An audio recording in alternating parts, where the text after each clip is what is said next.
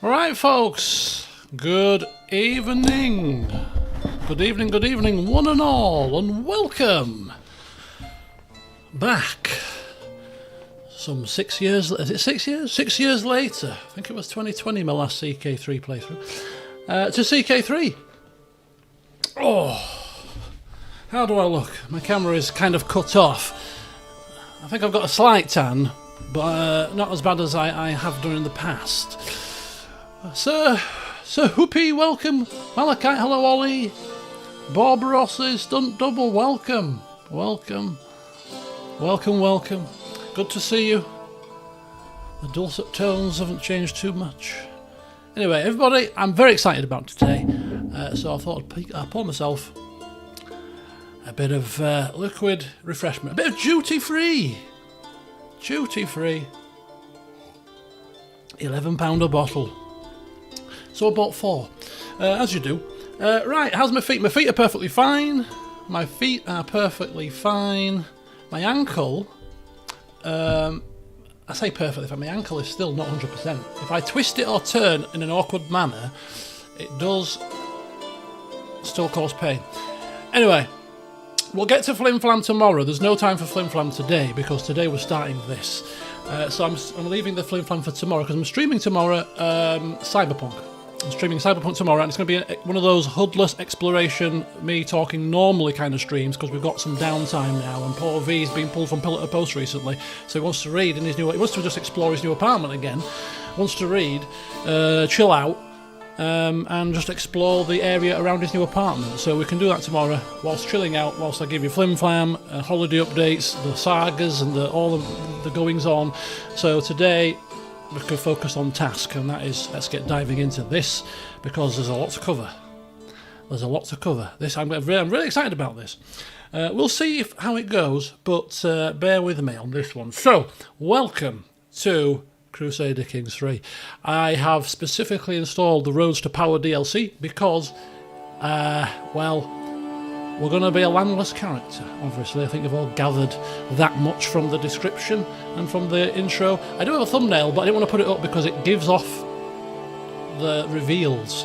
So I'm going to put the thumbnail up after the session, but I do have a thumbnail ready to go to rock and roll. Oh, very exciting stuff. So, this is an experiment. I'm going to give you the long-winded version of how I got here. There's going to be timestamps in this video, so that if you don't want to listen to the boring bits, you can skip them. So this is the history and how I've got to here. And then if you don't want to know what this series is about, skip to the next timestamp, so you don't have to listen to me ramble on. But I thought I'd give you the history of how I've got here, because I like to be long-winded, you see. So, a week before I went on holiday, I was bored one evening. So I turned to AI and said to AI, because I had a bit of an idea about something rocking around in my head. And this is a filler before Three Kingdoms, because this series could be very short. It depends what the luck of the dice rolls do to us, but it could be very short. It could be longish. It depends what happens. Much like Godin's Tale. So yes, I started playing. Oh no, I asked AI, right, take a look at my Steam library. Give it all the screenshots.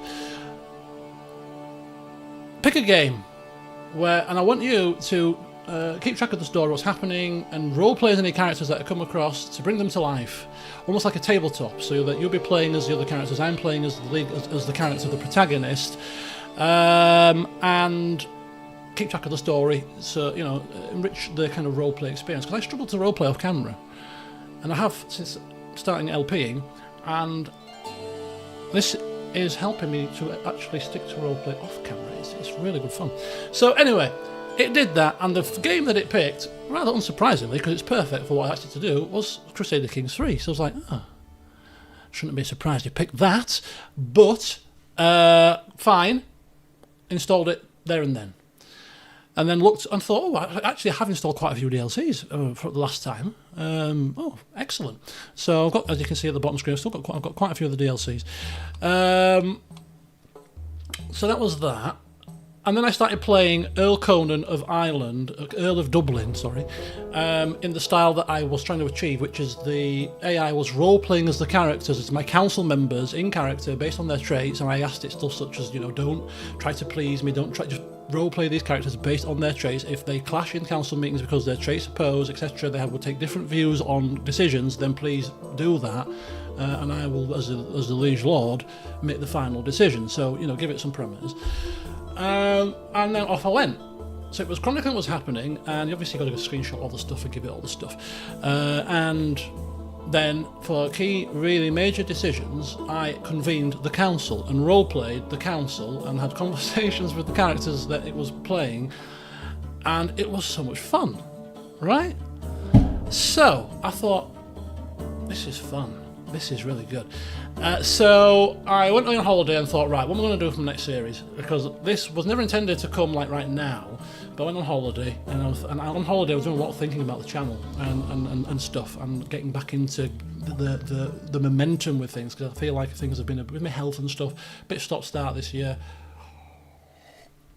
I really get my teeth stuck into something like storytelling, role-play, get right back into it. So I was like, Three Kingdoms, yes, I need to upskill on that, but I've actually upskilled on CK3 because I was also using the AI as a tutorial means to learn the game again. So when it was, so what's that doing, blah de blah. So it was like a twofold thing, and it was so much easier to pick stuff up that way than reading any sort of tutorials or whatever. So we carried on, and it was great. It was absolutely fantastic. So I came away and was thinking, right, I could make that into a series. We could make this work as a series, I'm sure, on the channel. I know AI use gets a lot. Gets a lot of stick at certain times, but if we can use it as a role-play aid to enrich the experience, I'm sure we could get it to work. So I was having to think, and on holiday, laid on the sunbed, getting burnt through the parasol. Because I thought parasols were there to shade you from the sun, but apparently not. If the sun's that strong, it burnt me through it. So basically, I suddenly thought, well, I'll ask AI, what do you think in terms of a series that could work? Anyway, so he recommended start small, because the whole premise of this series is to engage with the characters. I want a very in-depth character kind of dynamic thing going on. Focusing on the development, the relationships, and the story. I'm not bothered really where we end up, how we get there. Well, how we get there is the important thing. Let's gorge ourselves in this rich storytelling medium that's presented to us in the form of CK3 and see what we can have happen. So it recommended landless as a good option for that, because it's very based on your followers and that kind of camp dynamic, much more people based. It would be perfect for what you're seeking to do. So I was like, do you know what? So then this is me obviously on holiday, not being able to access CK3 to give it a try, so I'm itching to come back home to try this now. So anyway, it recommended some stuff, and then I started to set the parameters. So I went through what I wanted to achieve, what I wanted to do, blah de blah, setting up the interaction with the characters. It's keeping a log of all the characters, all the stats, and all the interactions, and it's keeping it private.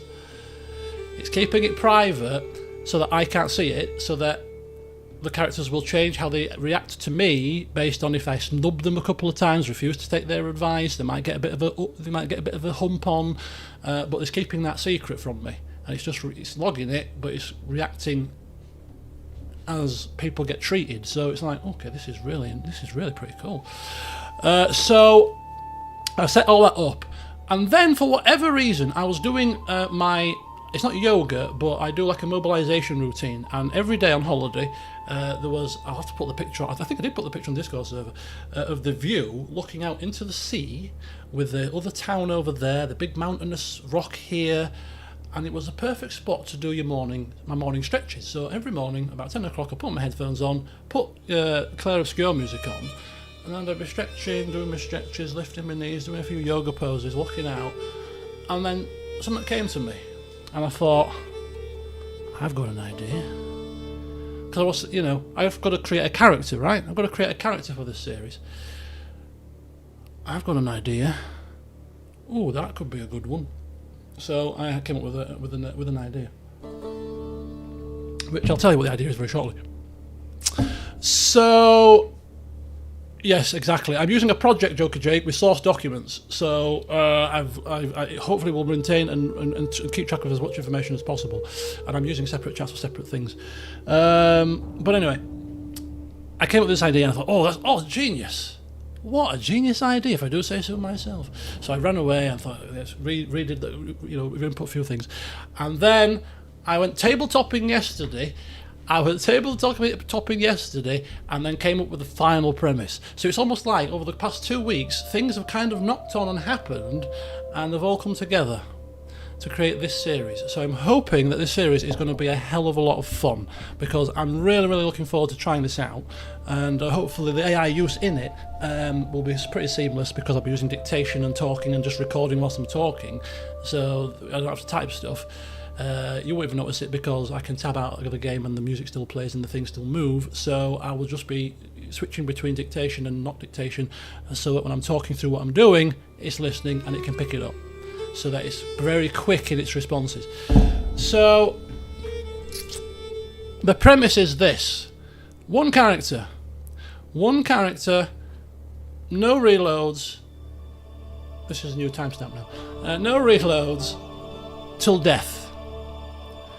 If we die in the first stream, we get a mulligan and we can try again. But if we get to the second stream and we're alive, if we die in the second stream, it's campaign done. So it gives the series that kind of, every decision matters, because we can't reload it if this danger's happening, we'll pick that option, and I'm dead, let's reload it. No, I don't do this anyway, but it's even more important in this campaign that we don't even entertain that idea at all. So when this character is dead and gone, they're dead and gone, and the series will finish, whether it's a peaceful ending in bed of old age in a castle surrounded by loved ones, or if it's dead in a ditch or whatever. So yeah, we've got to be alert, we've got to be switched on, because we're keeping ourselves alive like we are this character. We don't want to die, do we? Who wants to die usually? So every decision matters. That's the premise of how long or short this can be. Measure of a man. So I think we better get to, first of all, the character before we get to the title. So my epiphany whilst doing yoga type things on holiday was reverse roleplay. What do you mean by reverse roleplay, you might say? Well, normally we roleplay characters, right? We roleplay characters. How about somebody or something roleplays me? Let's flip it. Because I thought to myself, I've used ChatGPT as a medium for a long time now, probably about 6 months. So I'm asking it various questions and doing certain things with it and using it for certain different bits of my life. And I talk to to dictate certain things. So I thought to myself, it must know me pretty well, because it said certain things or put certain things in text, and I'm like, oh Jesus Christ, you know me almost better than I know myself. This is very, very interesting, very scary stuff. So I thought, let's see how well you do know me by creating a character in this series. I need a character. Why not be me? So I have prepared a character, with the help of my digital friend here, and it's created me based on what it knows about me from my use of it over the past 6 months. And it's pretty scary. Because it didn't do a bad job. Even down, and you're not going to believe me, I'm looking at the likes of Ollie, I'm looking at the likes of Shelley that might come across this and watch this back or whatever. It picked the location where we were going to start in, because I thought, let's see how well you really know me. Because if you know me really well, you know where I would prefer to start, right? I can take a screenshot of the chat. This is God's honest truth. It started me in Jorvik, in Yorkshire.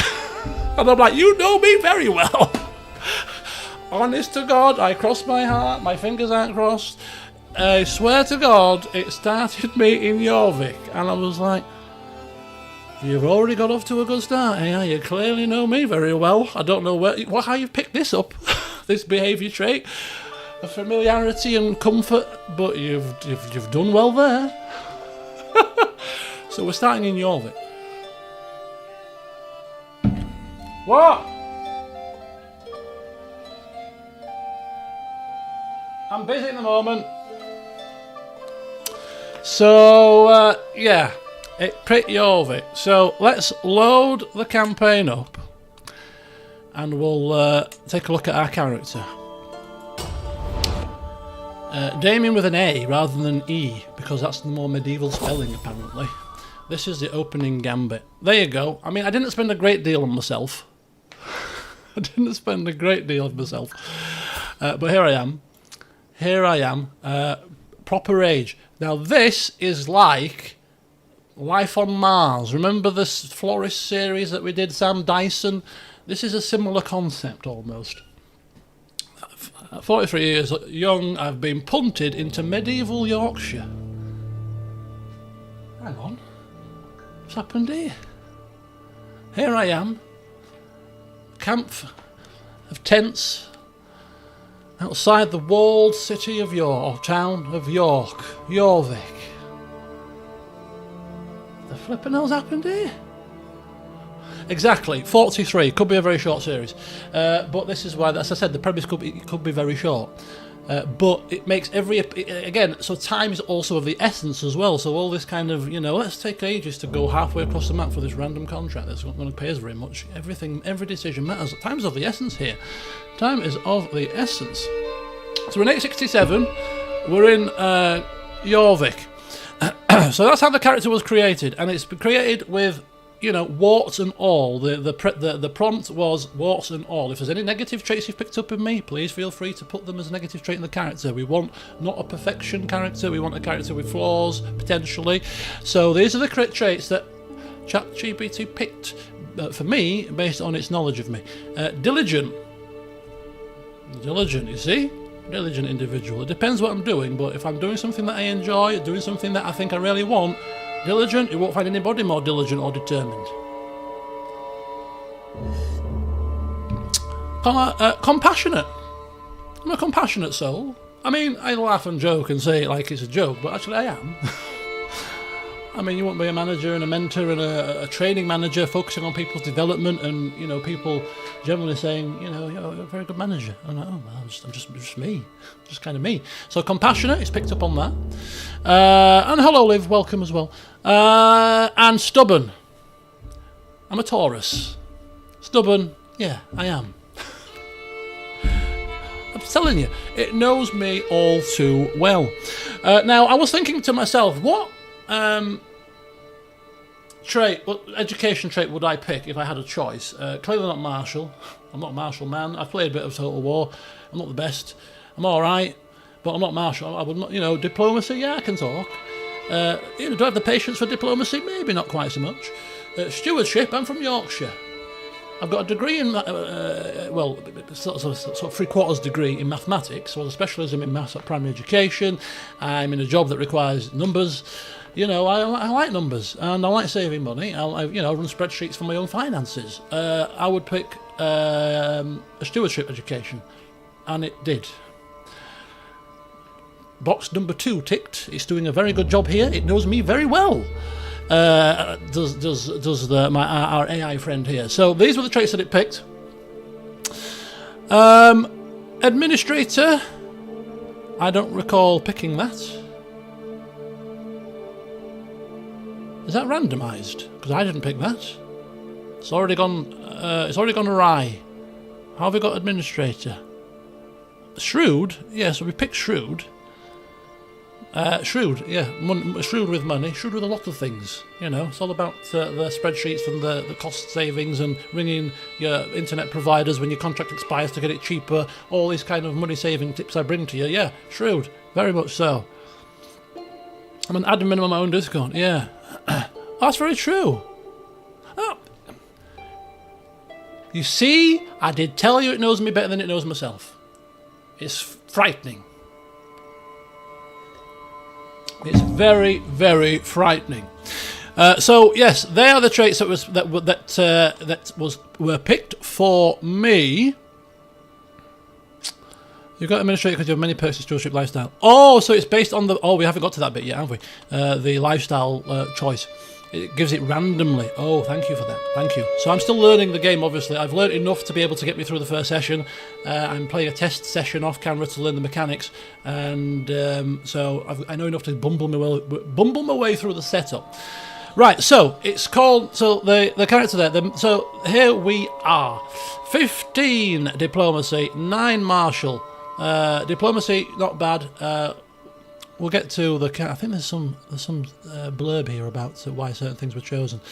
But Measure of a Man is the name of the title of the series, and it's because we're measuring our success not based on any sort of material wealth or where we end up in terms of achievements and things. It's what kind of a person did we end up being? How would you want to be remembered?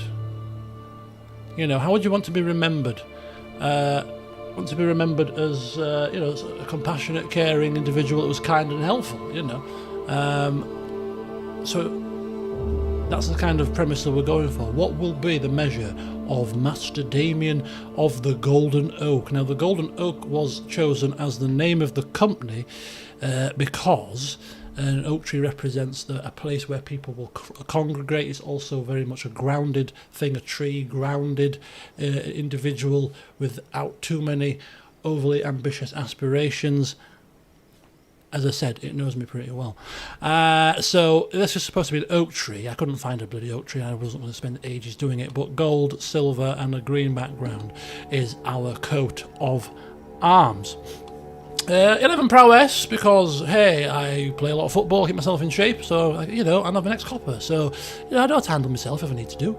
A bit out of practice, but, it's like riding a bike. If you need to defend yourself in combat, then, trust me, you'll have to take me down, kicking and screaming, pal. So I can handle myself. 14 learning, degree, training, all the kind of the job that I've got, all comes through there. Intrigue, just enough to get by. I'm not the biggest sneaky beaky person, but I've got enough wits about me to smell a scam or two when it's in the air.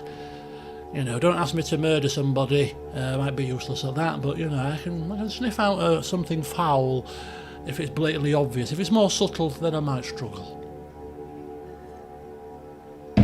So that's me, and that's the series. The Measure of the Man. The measure of me, basically. So we're 43, medieval form, and the house is House Elmet. What's the hell? Elmet, Elquist, Ælfwine. Why not Elmet? Now, apparently, Elmet is something to do with the.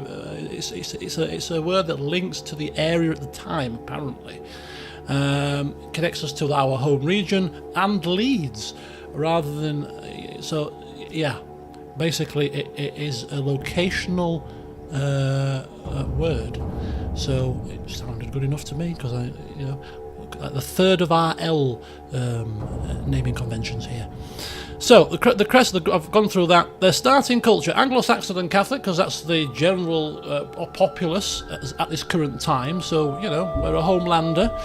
Jorvik has just been overtaken by the Viking types, which is an interesting place to start because they've overthrown, the local area.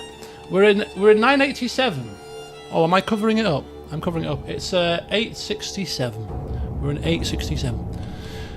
I might move my face up a little bit after I finish this little bit here. In fact, can I do it now? Shall I move my face up a touch? Oh shoot! There's a big gap there, isn't there? A nice big gap right there. I can put myself out of harm's reach. There you go. Right, thank you. Let's get ourselves back on here. Perfect. Right. So we are in 867. 867. We're starting at the very beginning. It's a harsh time. So we're starting as a landless adventurer, obviously, and diligent. So yes, it's gone through why it's created these things. I've explained them as well as I could do. Compassionate, obviously care about people. I'm a stubborn fool. Right. So. The Golden Oak, yes. Perfect. So that is everything about my character and why it was created. So the final premise then, and then we can actually start playing in record time, half an hour we can be starting playing. You know, normally half an hour I'll just be finishing Flim Flam here.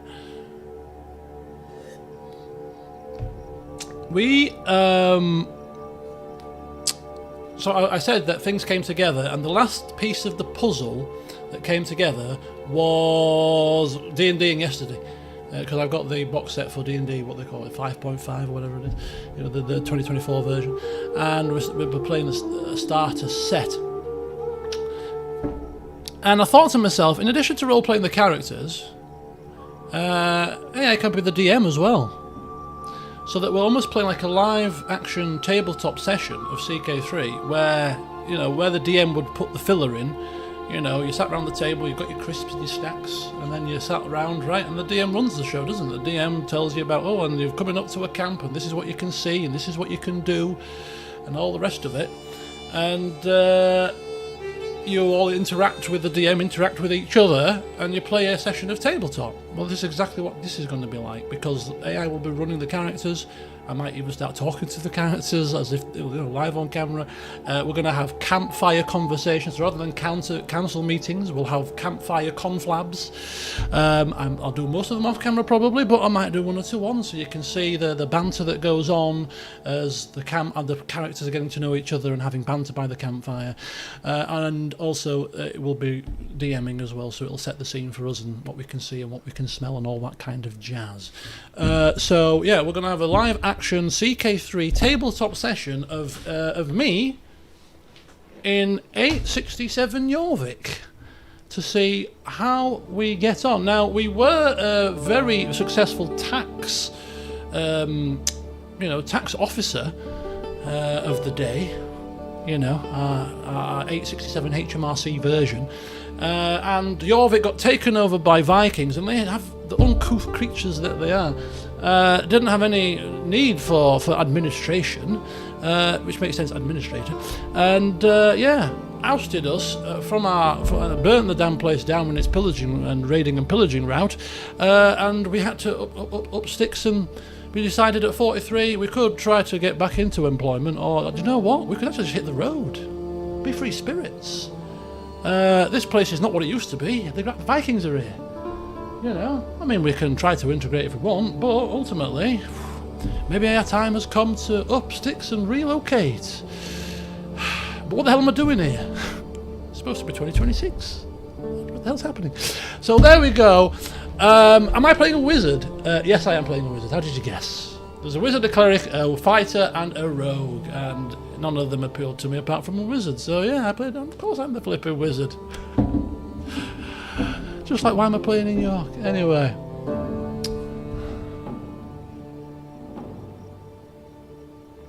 Alfred the Great in Wessex. So we'll try and get as engrossed with the characters as we can, the local characters, you know, the characters around the UK.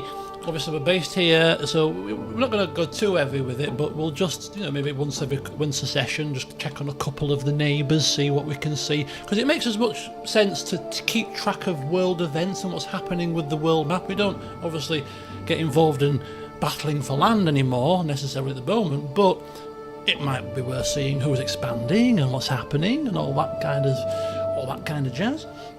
So there we have it. That's the series. One life. No reloading it.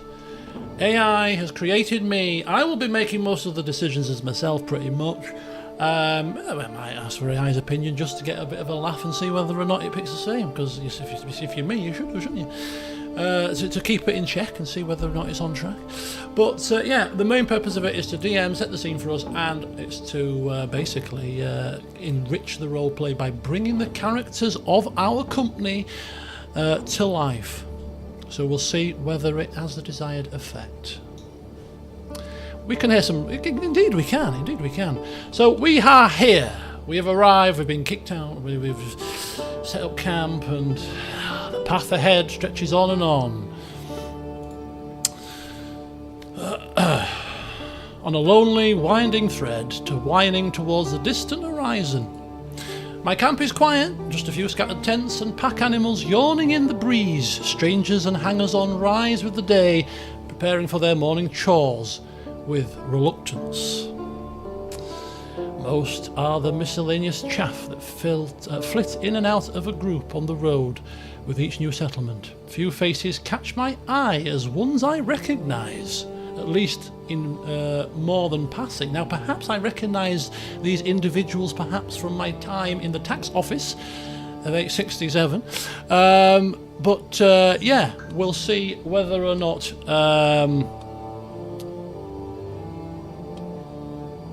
these conversation lists, you know, oh, we've got building an empire, which is stewardship. But obviously we're quite stewardship focused, aren't we? So we'll have a look at the diplomacy based ones, where you know, we're used to rules, regulations and all that kind of thing, and we'll see what candidates have caught our eye.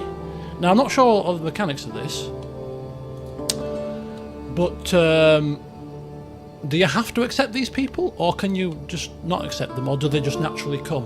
And Oliver, if you've just arrived, I've gone through the whole premise of this series, and the premise was that ChatGPT has created me to kind of a reverse roleplay manner, and I've let it pick the starting area to see whether it knows me well enough to know that I would probably pick England if I was left to my own devices single player, and it did. And not only did it pick England, it picked actually Yorkshire.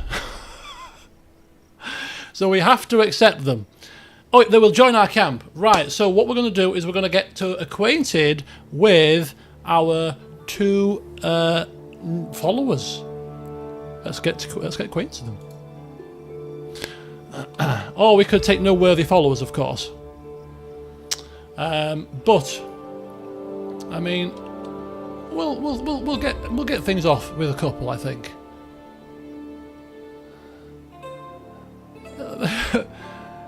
They fled with you and telling you about the situation life on Marsdale. Indeed, yes. And I have to pronounce these names as well. Who's coming? Who's coming forth? Who's coming to us? We've got two people here. Convivial following. Withræd the king and Ælfwine are bonding over common ground. Have they joined? Oh, they've joined already. That was quick, wasn't it? That was very quick. Right.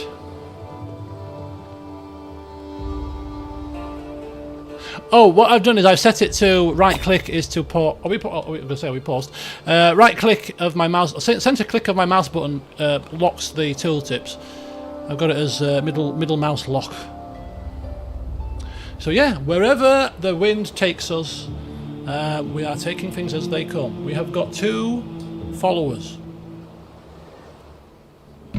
Let's take a look at them. People that have caught our eye and pledged their allegiance to us. Okay, so we've got Ælfwine.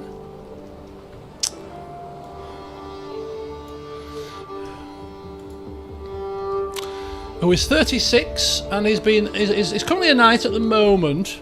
I'm assuming because it's, you know, he's got a reasonable prowess. Right. 13 diplomacy, which is better than mine. 6 martial, 9 stewardship, 7 intrigue, 7 learning. We've got 8 prowess here. Anglo-Saxon, Catholic fella. Low-born fella, and he's arrogant. I don't have any mods installed. He's arrogant, but he's just but deceitful, and a naive appeaser. Oh, hangfire. I'm learning here. Followers. Do I have to reset it? Aha! There you go. Oh, thank you. You see, I'm learning as we go along.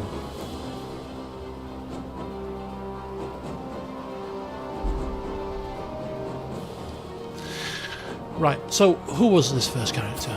Ælfwine, 36. He's a knight. He's currently one of our knights because of his prowess is 8. He's come to camp.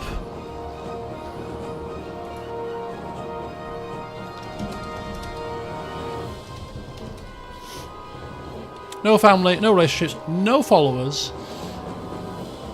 Nice beard there.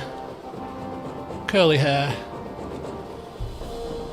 Low-born status. Right, so that's our first character. Let me move the screen over here. How's that happened? Decent prestige. Oh, my chat's gone all higgledy-piggledy. Bear with me, people. There we go. Let's just shrink that a little bit. So that is Ælfwine. And then we've got another one. We've got another follower. Go back. There you go. And we've got Withræd the Kind. Might have to give him nicknames. Willie. Withræd the Kind. 25, bit younger. Fair of face, blonde hair, flowing locks, beard. 20 diplomacy. Oh, look at this. Now we've looked out here, haven't we? 7 martial, 8 stewardship, 5 intrigue, and 7 learning, 9 prowess. So he's a reasonable enough fighter. Nothing in terms of the family relationship, etc. Good cop, bad cop. Yeah, we've got our first 2 candidates here. We'll see what they're going to get up to. So Withræd the Kind. He's a knight.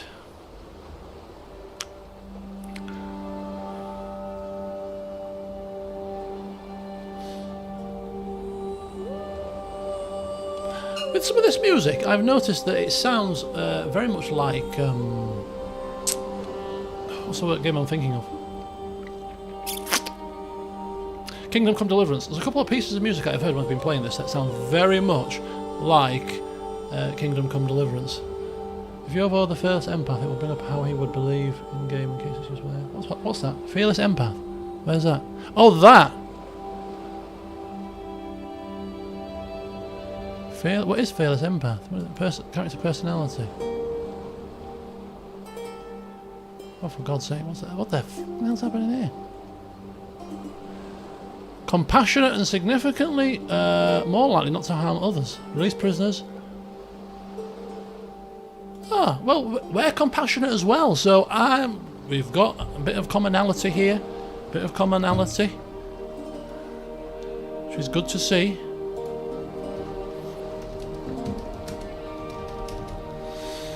So he is compassionate, he's ambitious, got a bit of ambition in him, and he's also gregarious, bit of a talker, like a bit of a party, who knows. And he's also a naive appeaser, which is not the best education for your diplomacy, but nonetheless he's still got a very good diplomacy, so I think we might be alright. He is the kind.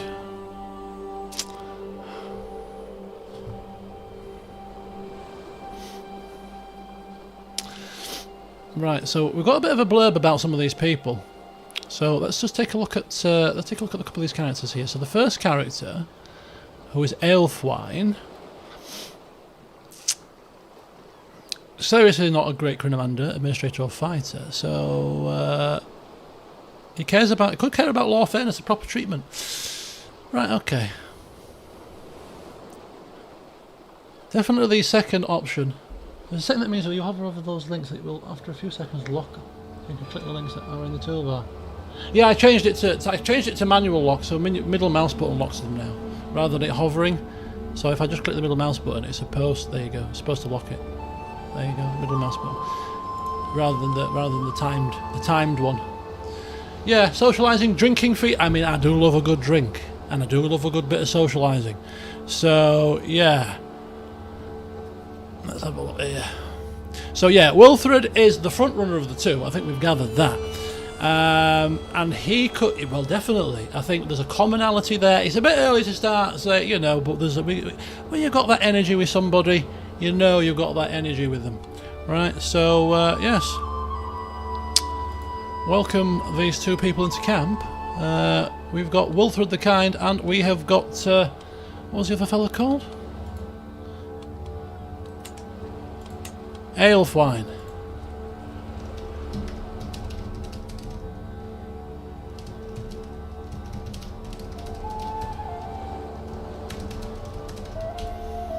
Now, if we move into camp followers, I think we can actually start looking at whether or not we want to give them any officer positions based on their statistics. Now, I'm pretty sure that Withræd the Kind must at least be good at something.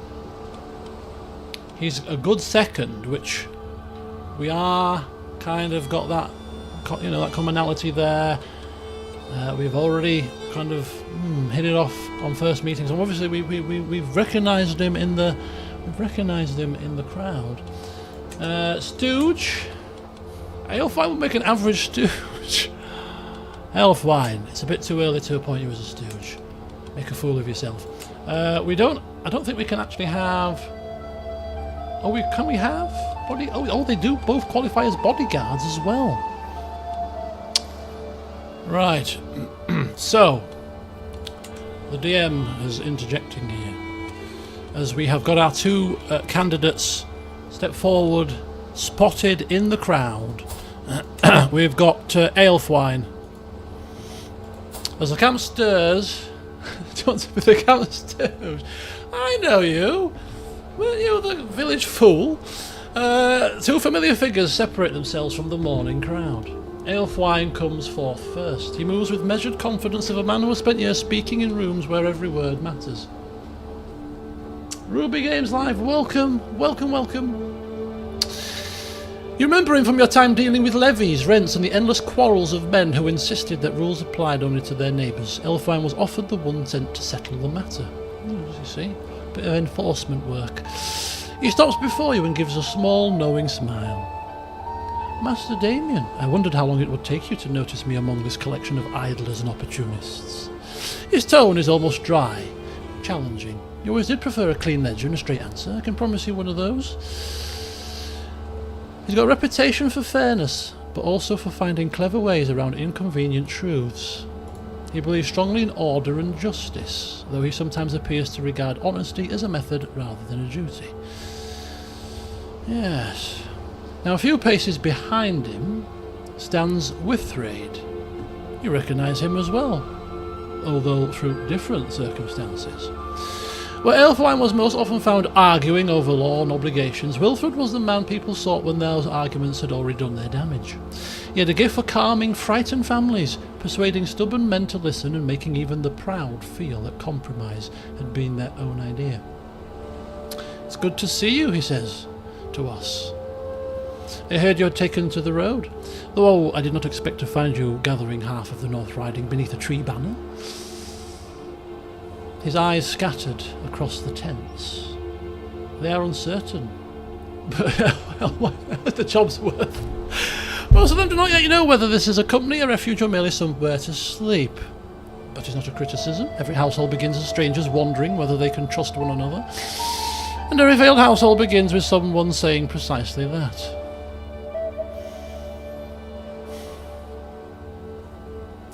Right. So they both stand together underneath the banner of the Golden Oak. Ælfwine is the sharper instrument, experienced, disciplined in speech, and difficult to deceive, though never entirely easy to trust.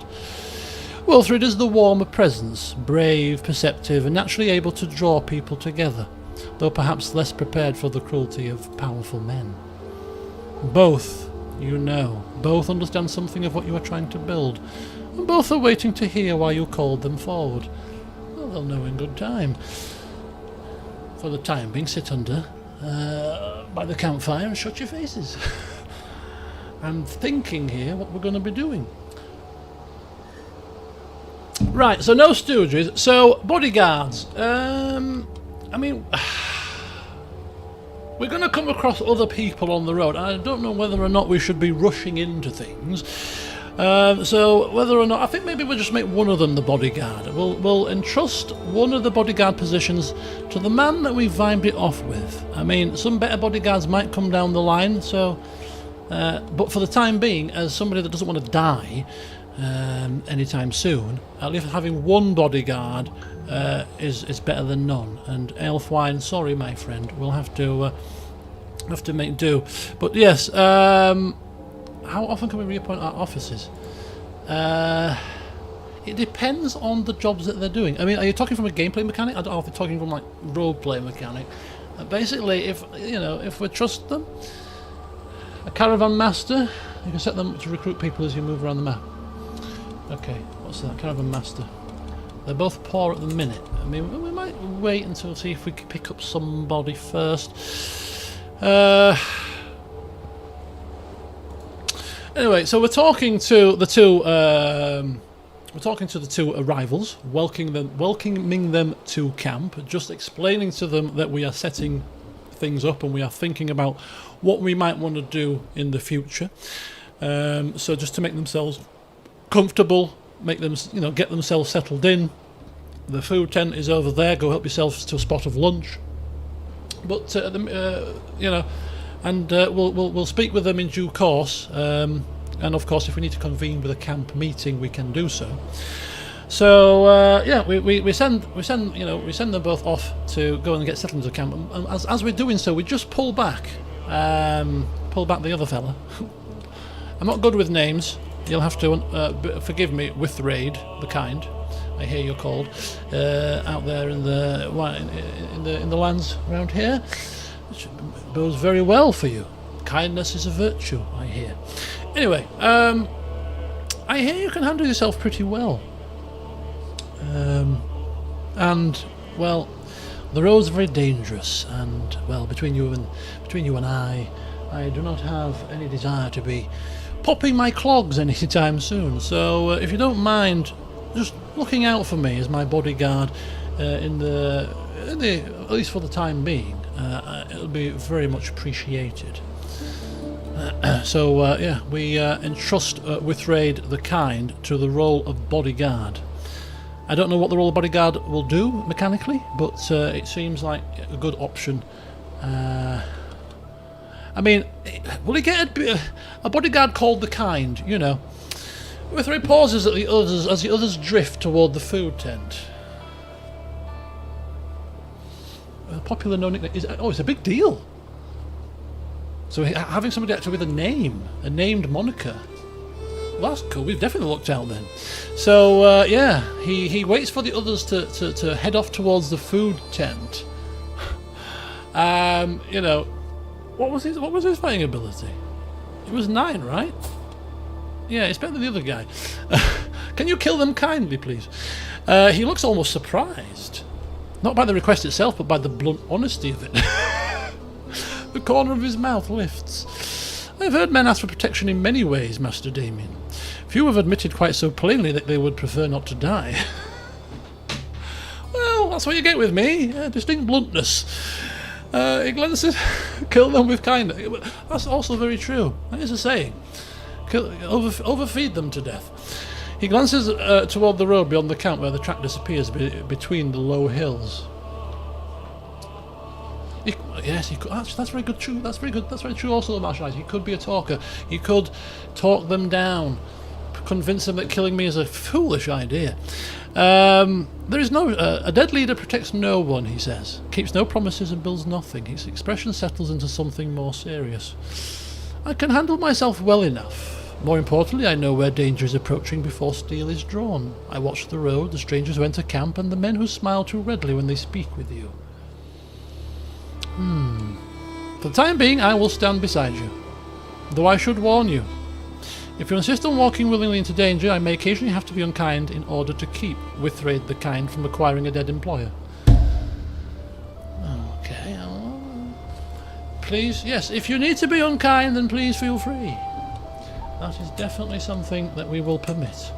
Now, can you be a bodyguard and another thing? No, so oh, okay.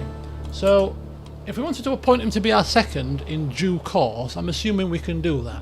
When he if we get another bodyguard that's good, and then maybe we get a level of trust with him as time goes on, we can promote him to be our right hand if necessary. So he's been offered that role. Now, other than stooge for Ælfwine, he's not good at anything else. He's not going to be my second, and he's not really setting the bill for personal physician. So I think if we just stick with a bodyguard here, some roles allow multitasking. Good. So I don't think bodyguard might be one of them, unless he wasn't. He was available as a second, wasn't he? So you can't do both of those. Right, I'm busting for a wee. So what I'm going to do is I'm going to go for a wee, and then we are going to consider a couple of other things, and then we might actually get on our first adventure.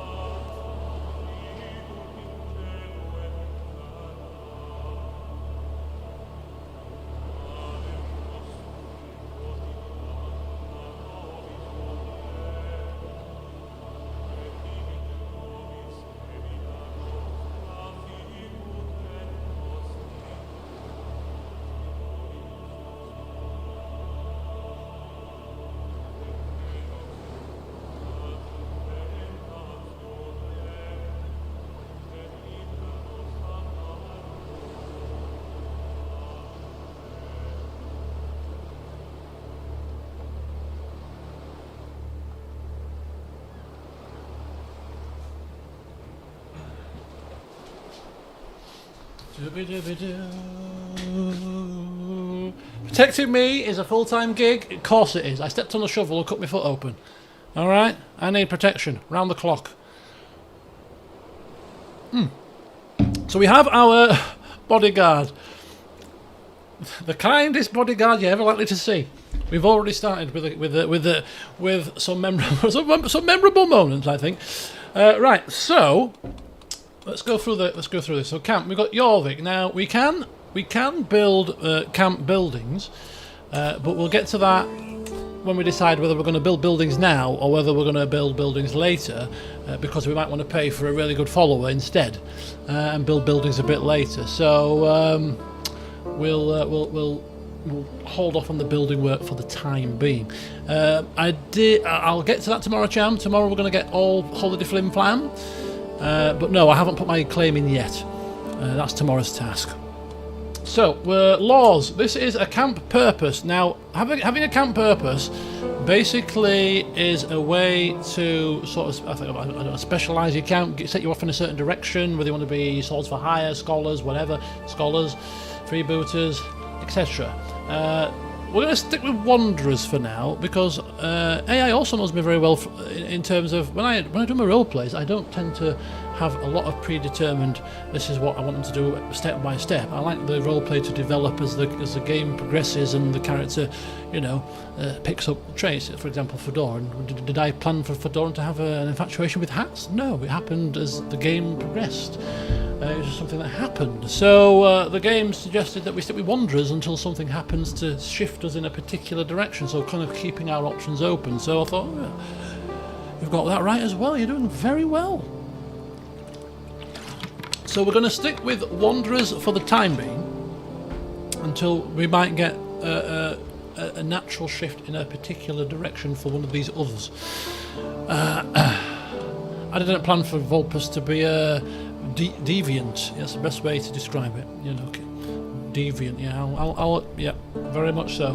An otherworldly deviant, or a penchant for otherworldly creatures. A naughty boy. Right, we've got no heir at this moment in time. Now I don't know how marriage and stuff works landless at the moment, so we'll get cross that bridge when we come to it, I suppose. But for now, I'm a free spirit. I'm 43 and unmarried, so it's still living the bachelor medieval lifestyle. Right, so we've got military, we've got 2 soldiers, we've got 2 knights, not the most knightly people, but having 2 of them by my side, drawing steel when needed is better than none at all. So, yeah, we've got that, and men at arms and all that kind of jazz. Not got a clue how that works just yet. That's one of the areas that I haven't got to yet in my practice playthrough, but when that comes apparent, we'll get to it. Camp followers. So we've got the 2 followers. We've looked at them. We've got a bit of we've just eyed them up. We've got the kind one. We vibed with him. Ælfwine, just a bit more hands off. Can't trust you just yet. Watching and keeping a watchful brief on you, seeing if you prove yourself. Can't give you an officer position just yet, but we'll, you know, we've welcomed you with open arms. Make yourself at home. Partake in the camp's supplies and all that kind of stuff. So we're quite happy with the officers' positions for now. Activities, these are various activities that we can do. All of them cost money, and, you know, I'm shrewd. So I'm not spending money willy-nilly at the moment until we decide that we have everything and all pieces of the puzzle before we decide what to spend it on. And so before we get all pieces of the puzzle, we're not spending a penny. Decisions, we have various decisions available to us. We've got full supplies already, provisions, basically help you to move between camps when you move camp, apparently. So which way we're heading? We're not heading anywhere.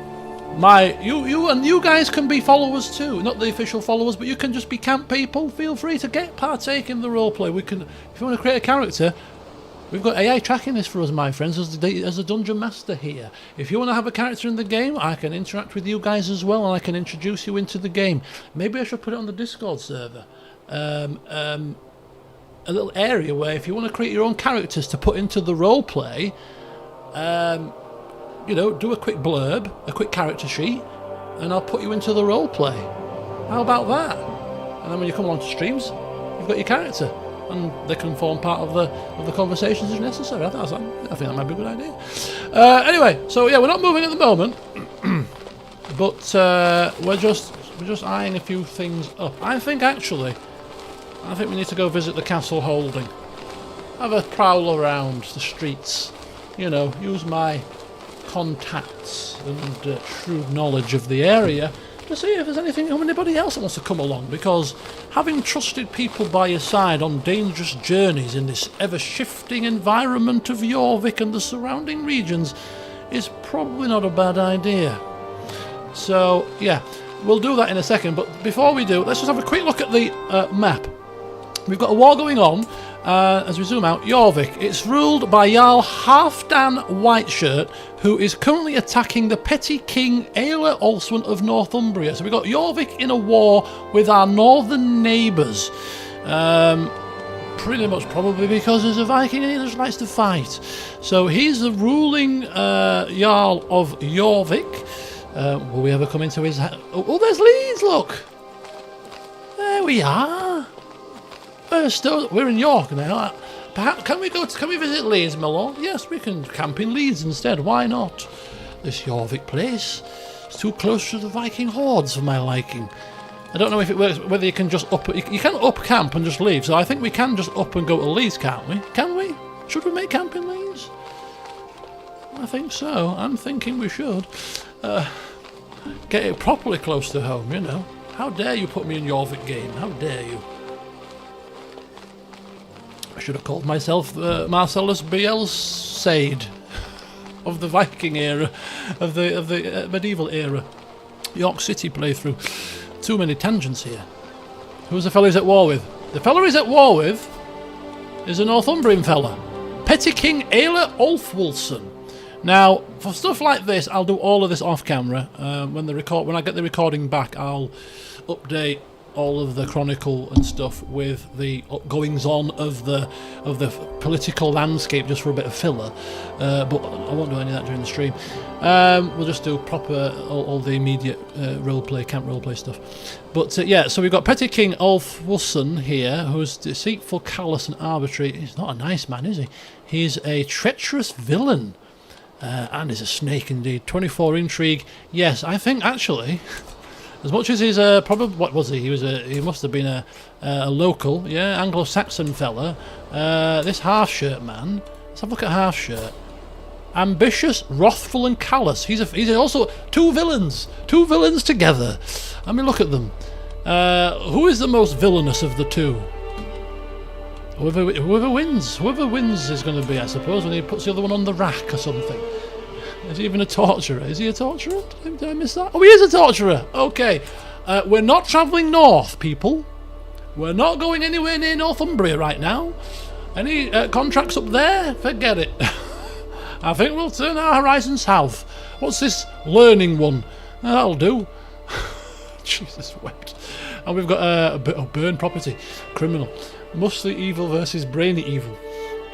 Oh god, right, so yes, we've got a bit of internal strife going on, and we'll check Mercia out as the south, and then we know our neighbours at least. Of course, you can't even go as so far as to hunker down to the minutiae if they have. I think he's got all of the riding holdings here, so he's got all of them, and he's got all of the holdings up here too, I think. So there's no sort of undercounts there to worry about. So we've got a bit of a war going on.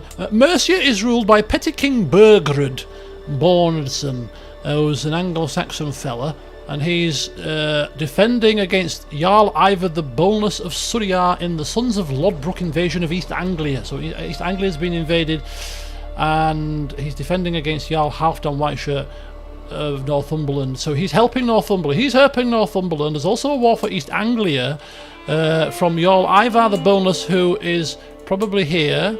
No. Where's it? He's the Surreyars up here, right? Yeah, here he is. Ivar the Boneless of Surrey, who is the brother, I believe, of Halfdan Whiteshirt. He is the brother, there you go. So they're brothers, and they are waging war upon England right now, although England hasn't been formed yet. Has it been formed yet? When do I think it got formed? Aethelstan the First, right? If he imprisons us, that trait lets him torture us to make his vassals happy or scared. The Northumbrian guy is fighting two wars. Yes, he's fighting the war there. He's fighting with the East Anglia war. So we've got a little bit of... It's a bit of a fractured time. An interesting time to be wandering the land. Let's wander away from the war, shall we? Let's go to Gwyneth. Hello, Steam, welcome. Don't look up how Ælfwine died in real life, or so they say. Oh, is it really bad? Well, looking at his stats, he probably got his comeuppance, to be honest. Right, anyway, so that's the political landscape as it currently stands. We've got Harsher with his brother challenging lands in England, or as whatever it is. That's very true. Very true. Many opportunities. I think Ollie, you should create a character and he should become my advisor. Could become my advisor. I need an advisor. Unofficial titles are available. There could be plenty of spoils to be had. Chance of being attacked by bandits as well. All of the dilemmas that could potentially happen. Right, so we have our two wanderings. We've got our bodyguard. We've got a bit of a relationship going with him. We're going to head into the castle holding now, and we are going to see whether or not there are if there's anybody else that might want to join our band of merry men before we head out onto the road on our first adventure. So let's take a look at who is out there in Jorvik. Visit Castle Holding. Listen to exotic stories to recruit followers. Train with the North Riding's elite guard. Recruit warlike followers. Buy provisions, sell artifacts, and peruse contracts. There we go. So we're in the main square of Jorvik.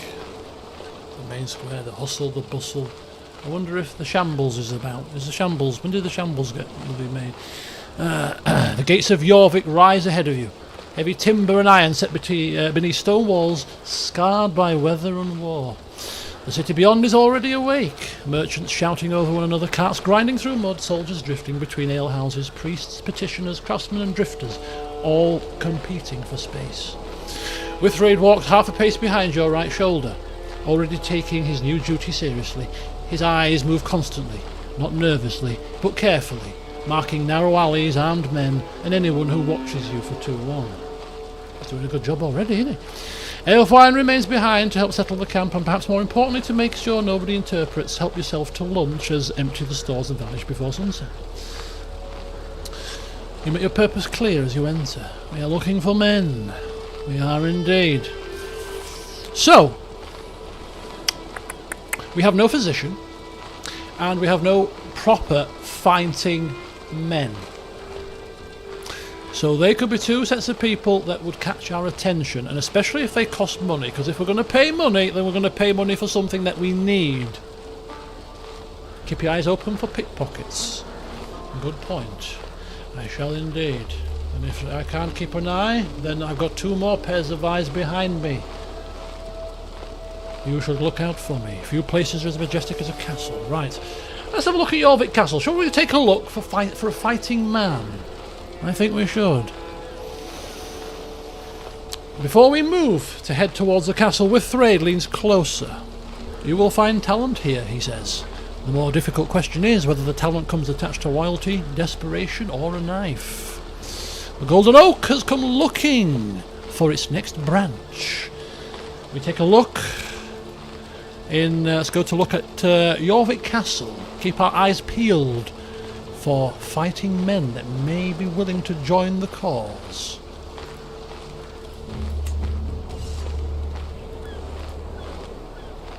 So we can visit the local training grounds or some able bodies at the garrison. I'm assuming you can just visit both places rather than having to necessarily visit one. Ælfwine Castle looms above the city, all hard stone, timber galleries and watchful guards. This is not the cheerful bustle of the market. Men here carry weapons because somebody has paid them to, or because they hope somebody soon will. Right. We begin to move among the assembled warriors, looking for the face that does not turn away and does not stare too eagerly at your purse. Okay, so we got the training grounds. We see a man here. Herbert. Who is this man? Ooh, 16 prowess. Ooh, this is not bad. Let's have a training session. We can pay him 37 gold. Prowess increases by 1, or I don't have a proving grounds. Okay, instant. Okay, we have a man available to us. I'm thinking he looks quite able. Let's take a look. He's sadistic. So that could be an issue. He's vengeful. He's an evil antagonist. He's honest though. He's honest about his misdemeanors. Brilliant strategist, aggressive attacker. Now, if that was me, I mean, you just go look at his eyes, look at his brows and his eyes, and the his shifty look on his face. I think I'll pass. For 37 gold pieces, it's I want top notch. Hello, Shelley. Welcome, welcome, welcome, welcome. I am indeed evil. Oh, that's honest of you. I'm an honest type. I suppose I can respect that. I'm not keen. No.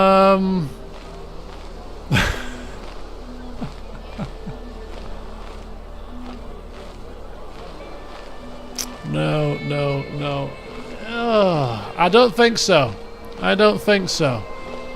Let's see. So, he's the exact sort of man we came looking for, and almost certainly not the sort of man we should casually bring home. 16 prowess. Is 10 marshal's not the greatest, is it? So we would just literally be getting him to be a bodyguard. Now, would we trust a sadistic, vengeful, honest man to be our bodyguard? I mean, the exclamation marks clearly say, as far as I could remember, that bodyguards are a role that can be powerful in hostile schemes against you. I don't think so. So we take a look at Herbert, and we take a look at his sadistic, callous nature, his sadistic, vengeful nature. He's honest about it, though, which, to be fair play to him. But at 37 gold, after just to train with him, and in a bodyguard position, which I suppose we would be recruiting him for, I would rather pass, if I'm being honest. I would rather pass. It could be a very dangerous prospect. So we kindly thank Herbert for his time and good grace to come and speak to us, but we'll continue to look around, if you don't mind. Come now. What's my? I need to get the name of my I need to get the name of my bodyguard, my first bodyguard down pat. We might need to give him a nickname. Blonde Locks. Come on, Blondie. Be offensive. Come on, Blondie. Get me out of here. He gives me evil vibes. On second thought. I think you can go back and visit the same person if you want to change your mind. So now we're going to go to the we're going to go to the garrison and see what we can find in the garrison.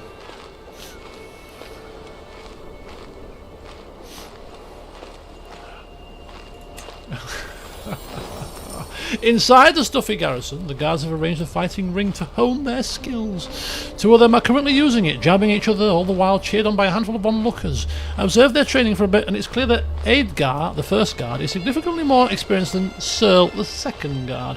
So Searle costs 88, and Edgar costs 120. You may be very able-bodied, but you're very rich in purse.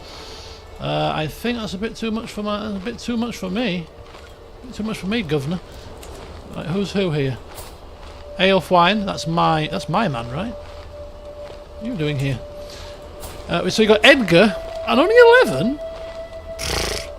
Are you having a laugh? And who's this guy? Searle. Oh, he's 21. Youngster, patient, shy, and greedy. Only 6. 13 martial. I mean, we don't necessarily have to hire these people to be knights. We could hire them to be a marshal. I don't know what is the stat for a caravan master. Caravan master, aptitude. What goes into it? What goes into caravan master? It tells you what the stats. I'm sure it tells you which stats are suitable for that role, don't they? Or am I getting this wrong? I'm sure I said. No, maybe not. I don't know. I'm sure I saw that yesterday, where it told you which stats fed into. Oh, that was perhaps the plot. That was maybe the plot screen I was thinking of. Right. Okay. Searle. So we've got Searle here. Searle's in there. So Withræd is Blondie. He's whisked me away. So Searle is the first fighting man, and the second fighting man is Edgar here. Edgar is the second one. I'm not convinced by either, if I am honest. On second thought. And if anyone fancy a round of dice? Oh, hang fire.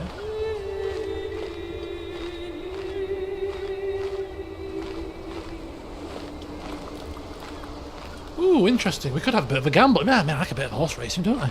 So, a 30% chance that I win the round and gain 30 gold, or there's a 70% chance I lose 15 gold. I mean, expectations and all that. We lose 30 gold. I don't think that's a good proposition.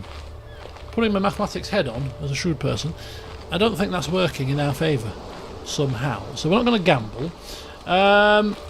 And they're too rich. Their prices are too expensive. Right. Okay, so Searle catches Searle. What's he called? Searle catches the eye. He catches our bodyguard's eye. But he doesn't look like he can handle himself. No. Yeah, nothing. So he doesn't cut the mustard. We're just letting our bodyguard cast his eye over the second one. But I don't think so. So I'm thinking that from the military men, we've got they've got this guy who's cheap, but is a bit nasty. Definitely not bodyguard potential, although he can fight. And then you've got 2 people that, yeah, not really doing it for us. So at the garrison, I don't think there's anything worth our time. And he's going to insult everybody with his poor diplomacy. So yeah, the other guy's got a bad temper.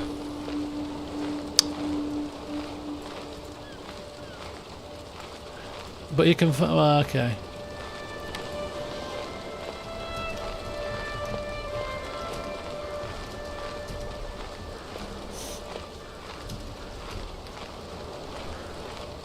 pay guards. Yeah, that's very true. They're used to a proper wage. We do not have the means to pay people a proper wage right now, but you never know. We can come back for these people. So he's beyond our means.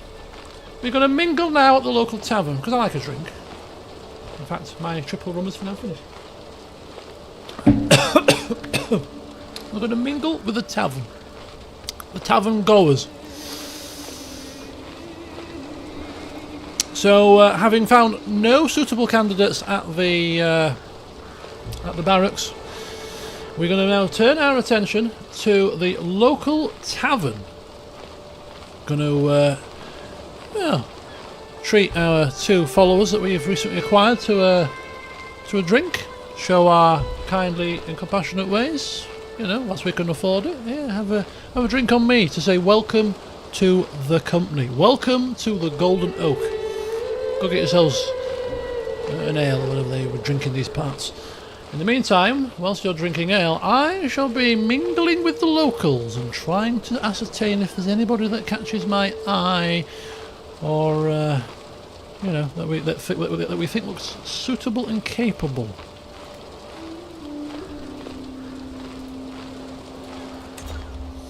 Who have we got? So in the tavern, we've got gathering travellers and local Anglo-Saxons alike. Still, for the time being, until the Vikings come romping through. Wet cloaks steam beside the hearth. A pair of traders argue over the weight of a silver measure, while there are armed men in the corner, laughing loudly at a story none of them has finished. Somewhere near the back, a musician is losing a determined battle against the din of the room. We slam our coin jovially on the bar. 2 ales for my colleagues here. A dangerous precedent, Master Damien, says Ælfwine. Oh, do not worry. If the company fails, I shall remember that it was briefly generous. I'm a generous man. What are you talking about? Welcome. So we raise a glass to the 2 newcomers whilst surveying the room. Now, we plonk ourselves by the fire and enjoy the delights of the refreshments to see who is out there.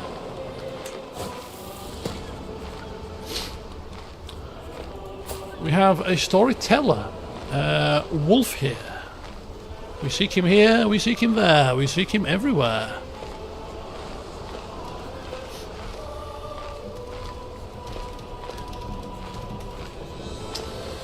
So he's babbling away with a story. Now the story had a few good points. You learn something from the moral of the story, 16% and an increase to martial. 27% parts of the story are applicable to your situation, which means we get a bit of lifestyle.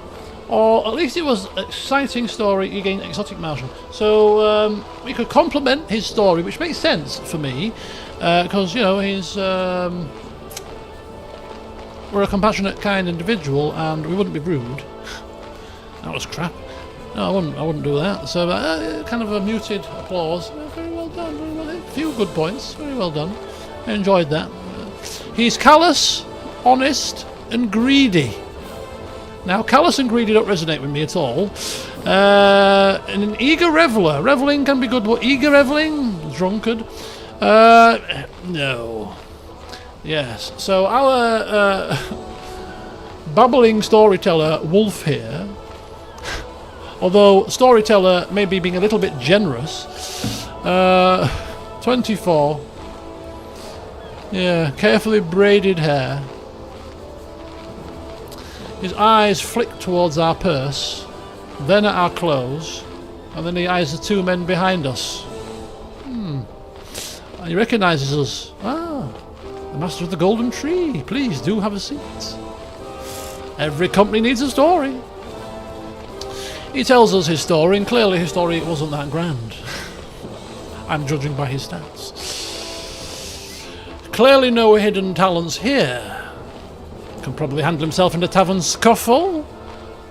Brings a little bit of a practical ability, but yeah, he's arrogant, greedy and sadistic. Yes, and he's got a dodgy look about him. Not very pleased with him. So, yeah, let's have a look here. So we would gain... no, I don't want that trait. That trait is like a... that trait is a negative trait, right? Hastelude. A Hastelude trait. What's that? I was thinking of the criminal trait. I don't know what this does. It's martial. It's a martial trait. It's telling us martial stories. With your 3 martial. Your story's clearly a rubbish.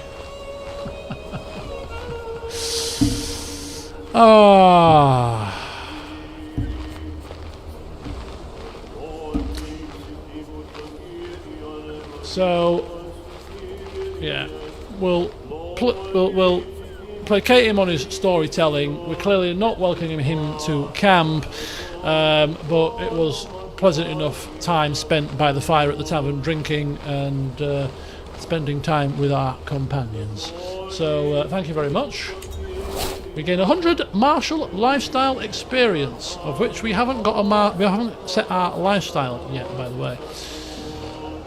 So let's see who is up for recruitment. So yeah, we muster up enough enthusiasm to clap, a bit of a round of applause for the man, and be commented on parts of his story that drew a little bit of laughter, and then obviously moved onwards in the tavern and kept an eye out for people who looked like they were looking for recruitment, looking to be hired.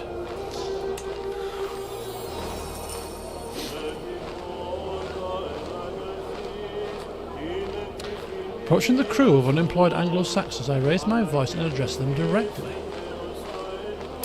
I'm looking for some skilled, reliable people to join my camp. Who among you are up for that task, we say? So we've got 2 people. We've got Edric, who is extortionately expensive. Now, some of these people, you can pin them for future use, because even though you come across them, they are wanderers as well. So I believe that they can wander around as well, and you can come across them again, etc. So, yeah. He's compassionate. 19 stewardship.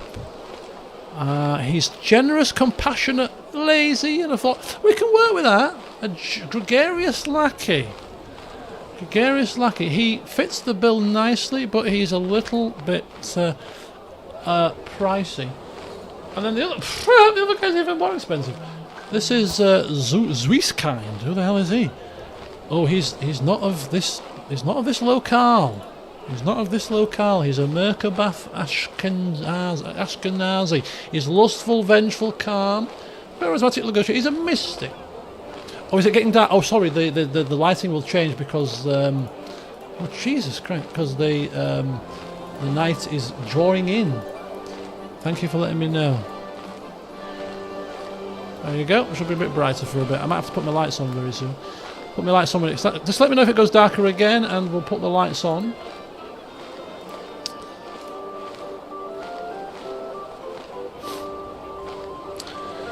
Right.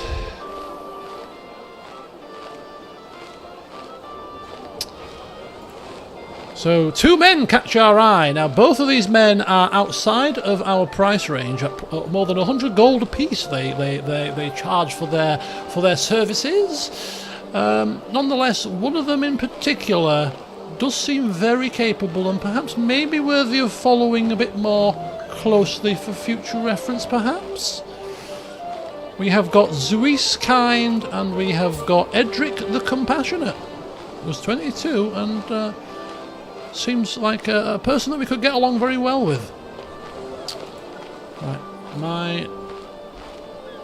some of my stress. I'll get to this tomorrow, mate, in my update on the stream tomorrow. But yeah, my stress symptoms have flared up, and one of my stress symptoms is going to the toilet all the time because my muscles are tight, and I'm at that stage again. So you'll have to bear with me. I'll just bob to the loo, and I'll be back as we probably are ready to leave now, because we don't have any people that are suitable here to take other than the 2 that we've got. So between the 3 of us, we're going to hit the road, Jack, and see what's out there.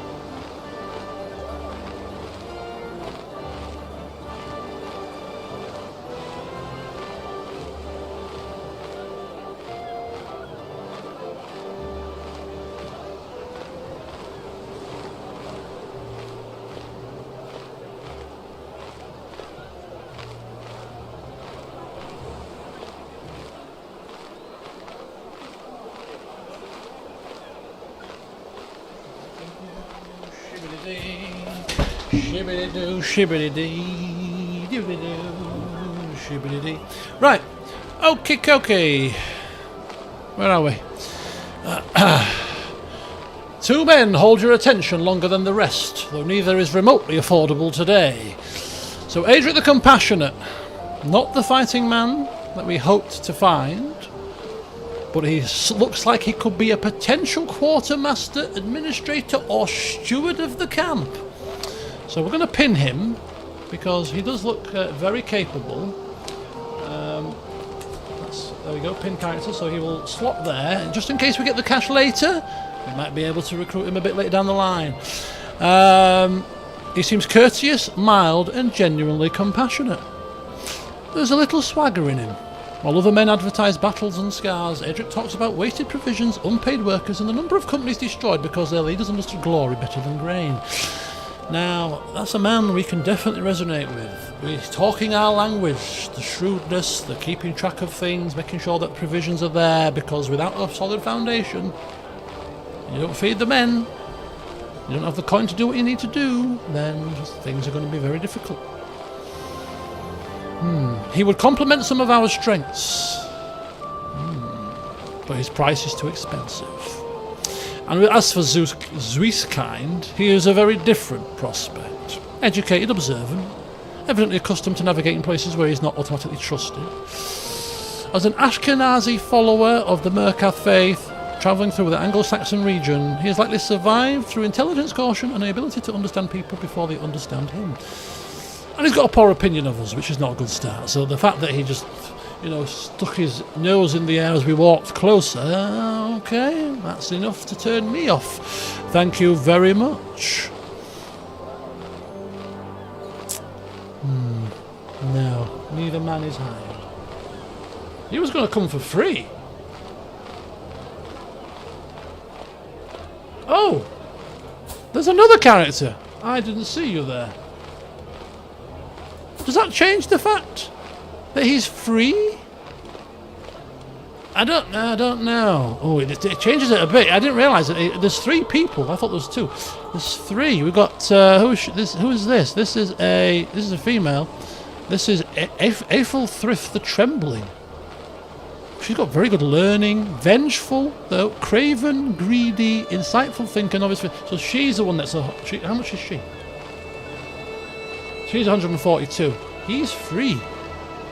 Ooh, interesting. No, I'm not risking it. Mystics, you see, if it was real life, I'm not into the mystical, as a wizard. As a wizard that I roleplay, I'm not into mystical and magical. Not at all. Wife material. How do you get married in this? Murder. Maybe they have to be in camp. Maybe, I don't know how the marriage feature works. Don't tell me. I'll find it out. It'll be a surprise. Right. We're not paying 142 gold for a wife. Obviously you've got a laughing face. Yeah, wife material indeed. So, yeah, I don't think having him as a freebie changes the fact that I would be a bit sceptical. If he's babbling about mumbo-jumbo and kind of, puff of smoke, puff of fog, trigger happy with your other followers, vengeful. It makes for some great roleplay though, wouldn't it? Lustful, vengeful, calm, charismatic. Well, the mystic side of things, and the fact that this is really going to sound really bad, but the fact that he's obviously not of culture at this moment in time. We are in 867, of course.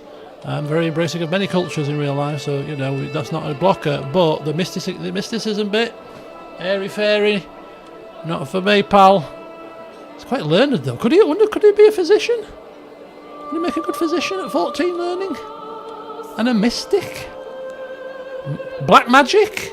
I'm not trusting my life to black magic, no. Forget it. You make me free, pal, but you're not coming. You're not coming. Stefan, welcome. Welcome. We're not hiring the mystical physician. Could kill me. Kill me off with his incense sticks. Right, on second thought, no. The tavern is bare. No men here to... Look at this guy doing a jig. Who are you? Is he advertising for the stooge position? Because he's doing very well. No, I agree, Master Ollie. I don't think we want these foreign witch doctor types making a mockery of our camp, sowing dissent, conjuring up all manner of nonsense. Yeah, he's definitely advertising for the stooge position. If you want it, you can have it. You just say. Just say. You know what? We finish in the tavern, leaving empty-handed in terms of any further followers. Potential candidates were seen, but they were out of our price range. We did actually find out that what was he called? Zwies or other? Zwies, he was actually free. However, my scepticism of all things mystical meant that I was happy to leave empty-handed. As we were leaving the tavern, we see Ælfwine dancing in the most bizarre manner with one hand in the air. Auditioning to be the camp stooge, are we? We say to him. See what he says to that? Dancing like a moron. Then we bought him one drink, and this is how he acts. We have to keep an eye on him. He's a lightweight. Right, let's head back. Ælfwine freezes mid-step. One hand still raised above his head as though appealing to heaven for assistance. He looks first at you, then at Withræd, then at the empty cup in his other hand. Stooge. He lowers the raised hand with grave dignity. I will have you know this is a highly respected courtly dance. Withræd watches him attempt the same movement again, an awkward half-turn followed by a sharp little kick that nearly catches a stool. At which court, Ælfwine straightens his tunic, one that no longer exists. Yes, you glance back towards the tavern door, still faintly amused by the day's recruitment efforts. Several capable men had appeared, but none worth bankrupting the Golden Oak for. Even Zwies, whose services would have cost nothing, had brought with him too much mysticism, too many strange doctrines, and too little reassurance for your liking. Very good. Very good. You turn back toward the road leading out of Jorvik. The Golden Oak remains small. 3 men, a handful of tents, and 90-odd coins, standing between ambition and destitution. Right. So we've been to the tavern, we've been to the castle. I am done here, unless we want to go to the town crier to look for any more potential contracts. So we visit the town crier, or perhaps hear the town crier bellowing out as we're leaving the gates of Jorvik, chattering about nearby contracts. It's a lady. Roggenfriede, 16. Hear ye, in my best Norse accent. A sadistic town crier. I bet that'll sound good. 2 criminal contracts. No, we're not interested in criminal contracts. Now, I am an ex-police officer. Crime doesn't pay, people. Crime doesn't pay. Let's head back. So therefore we are categorically done and have got nobody else other than our 2 beloved camp followers. We've got Ælfwine. We've got to give him a nickname now. He's danced. That's going to be his moniker.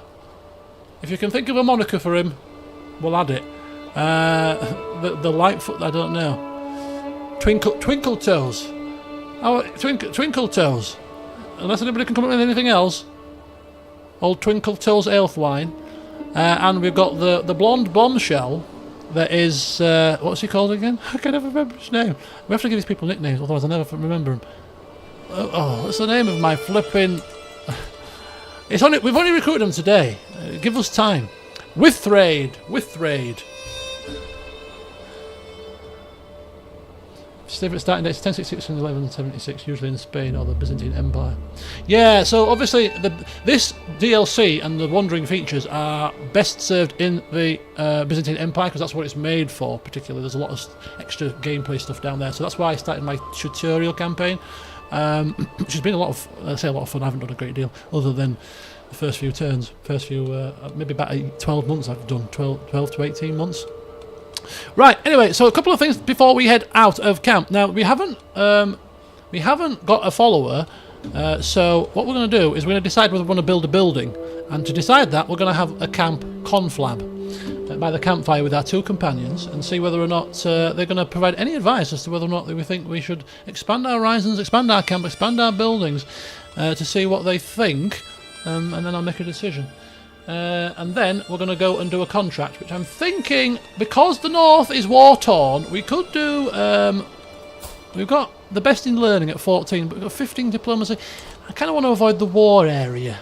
So we're going to go to create a work of learning. I'm going to tap into my training manager, modern day history, to see if I can help with some learning here.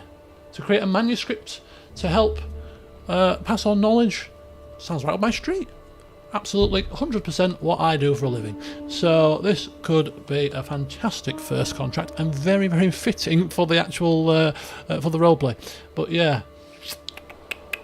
lifestyle choice. Now it picked for me a lifestyle choice, and it's already picked all of these, hasn't it? So we're obviously picking this bartering.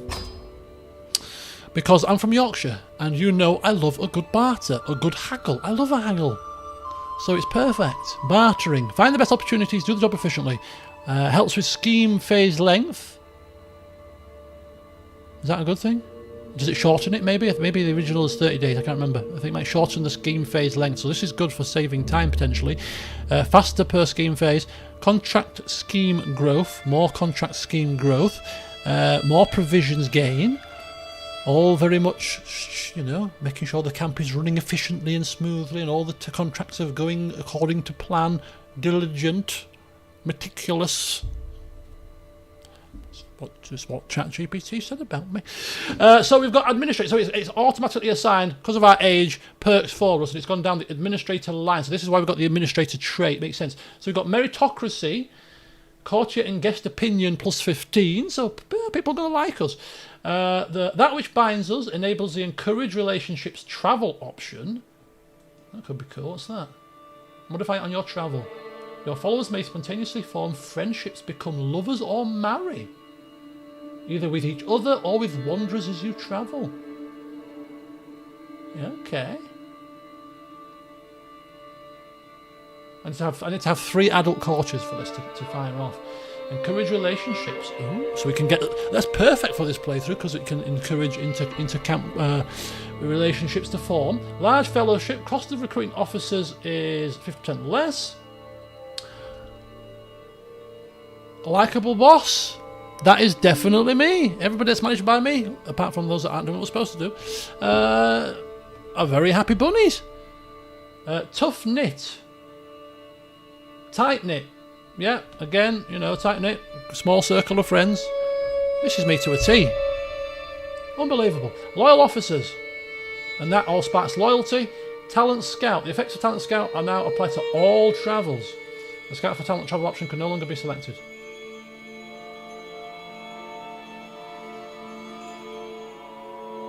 The scout for talent travel option can no longer be selected. So how are we supposed to get the effects of it if we can't select it? That doesn't make sense to me. Honour to serve. Bonus modifiers from the steadfast camp. Temperament. Now also scaled by number of followers. Okay, so I mean, I'm not... These can all run in the background. These benefits, traits, stats, boosts, etc. You know, we're not going to focus on them. We're focusing on what happens and just naturally choosing things. So if they happen to help us in some way, shape or form, perfect. So administrator, we finally get these things. And that's why we've got such a high stewardship, because of the administrator branch that the game is automatically assigned to us. So perfect. So there you go. We've chosen our lifestyle now. So I think, unless you're going to tell me otherwise, more learned friends that have played this game, that other than looking at perhaps a building for our camp, we're pretty much ready to take on our first contract. Is there anything that I've missed? Anyway, we are returning to camp, having just been to the castle holding in Jorvik, and we were happy to remove ourselves from the busyness of the town back to the quietness of the camp. The fire is crackling, the stars are beginning to shine, and you beckon Ælfwine and the other fella whose name escapes me again, our bodyguard. You're going to have to give me an easier name, Mr. Blonde-Locks bodyguard fella.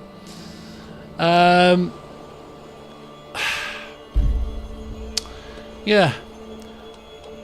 I'm looking, potentially, with my spare coins here, seeing as we haven't got any additional followers to join us that we need to pay for.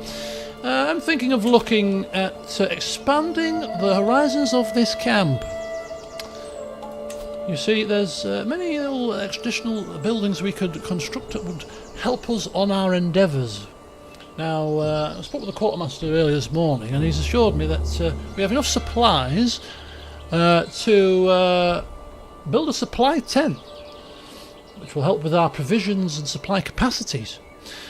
I mean, if we want to look good on the road, we could construct a barber's tent. I mean, it does help with the resistance to diseases as well, but hey, who doesn't love a good close shave? We've also got the option to form a baggage train, which could be useful when looking for additional talent on the road to join our ranks, amongst other little benefits to our capacity of provisions, with even the extra wagons, of course. Well, you could have a mess tent for camp revelry, although looking at your dancing recently, Ælfwine, I think the less revelry round here, the better for the time being. We could, of course, we could upgrade our campfire to kick out a bit more heat. Excellent for those fireside chats. We could also construct a proving grounds, place for our non-existent troops to train in. And we could also set up a camp perimeter, which would help us to have better scouting potential and basically ward off any threats, perhaps before they stumble upon us, before we've seen them, let alone smelt them coming. I just wondered what your thoughts were.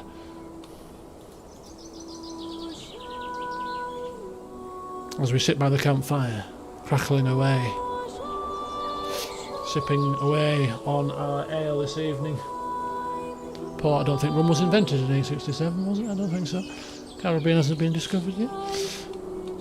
But I think baggage train is a solid choice, because it's all to do with scouting for talent. We're very low. I'm quite concerned about the fact that that other tooltip says we can't scout for talent. So I'm kind of thinking,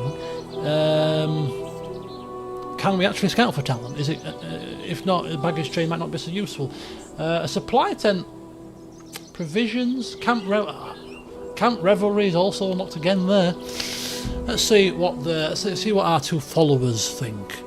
I wonder if they've got different reasons, because if Ælfwine might want a bit of revelry. The camp settles around you as though exhaling after the noise of Jorvik. Jorvik. Beyond the firelight, the tents are little more than dark shapes beneath the stars. Somewhere among the pack animals, a mule gives a long, miserable sigh, as though it has too many opinions about camp administration. Oh, you can't have both sexes at the same time. Okay, that makes sense. You beckon the two men closer. Withræd lowers himself beside the fire and gives you a patient look. Master Damien? Yes? Oh, Withræd. Oh, he's confirming his name to me, because I couldn't remember his name. Sorry, Withræd. Yes, I'll get there eventually. Maybe we should call him Withers. I'll remember that. Baldur's Gate 3. Withers. Withers and Twinkle Toes. With will do. No, Withers. We're calling him Withers. We've named him Withers now. Right. You outline the possible improvements to the camp, giving each its proper consideration. Except perhaps the mess tent, which earns another pointed glance in Æthered's direction. He waits until you finish, whilst warming his hands by the flame. The barber's tent is plainly essential. It cannot be taken seriously as a company while its master resembles a man who has been dragged backwards through a hedge. He is joking, says Withers. Only partly. But in earnest, I would choose a supply tent. We possess little coin, few people, and no reliable income. That means whatever we own must last. Better organisation of food, tools and provisions gives us room to travel further and accept work without returning to Jorvik every 3 days like hungry children. The company does not collapse because its banner lacks grandeur. Collapses because someone miscounted the grain. Withræd listens, or Withers listens. The supply tent would be useful, but food can be replaced. So they are disagreeing. This is good. However, people cannot. The good humour leaves his face. There are only 3 of us worth naming in this camp, and only 2 of us who can reasonably protect the 3rd. We do not yet know the roads, the local grudges, or who might take an interest in a new company carrying 96 coins. 96 coins, which we should perhaps stop announcing beside public roads. I recommend the camp perimeter. Proper watches, clear approaches, somewhere for scouts to observe without being seen themselves, or it may not earn us anything directly, but it gives us warning. And warning is often the difference between a danger and a disaster. Okay. So one of you wishes to protect our land, and the other wishes to protect my neck.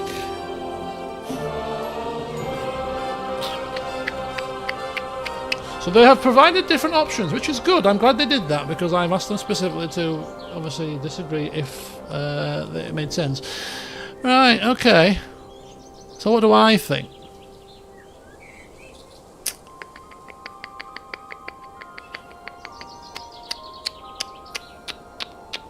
Baggage train. So Ælfwine thinks baggage train is something for a little bit later. Campfire. Warm a fire would improve morale. But we are already talking, are we not? Very true. Proving grounds. We could train the mule. Yeah, distinctly lacking there. The mess tent. Ælfwine begins to raise it. No. I had not spoken. You were about to.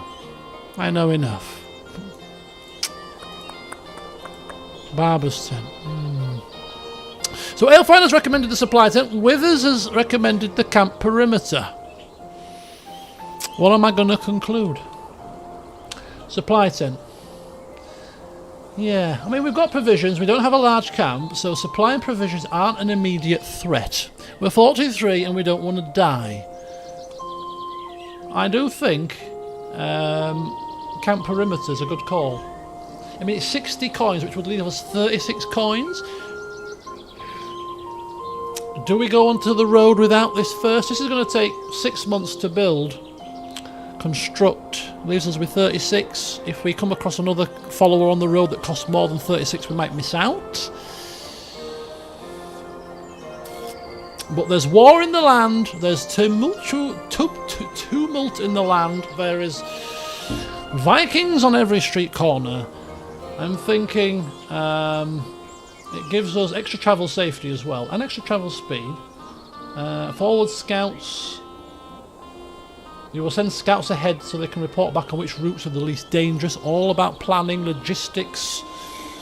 I'm up for planning. I like planning. I like to know the lay of the land. And I've got a to-do list at work, and I've got a to-do list here, and I run off to-do lists. So I think, yeah, forward planning and getting information in advance is a good tactical option. And we've got to be careful here also, because we can only build 2 buildings before we expand the pavilion to unlock more domicile building slots. But I'm thinking forward scouts is definitely a good option, and I think we will build it. So after some thought, you give the order to construct the camp perimeter. It's going to cost us 60 gold, take 6 months, but I think it's coin worth spent. One can never underestimate the value of intelligence. Knowledge is power, they say. We will not blindly blunder our way through any circumstance. So camp building is set. Right. I think we're ready to go on our first adventure. Have I missed anything, guys? We have our two companions, who I will nickname Twinkle Toes and Withers.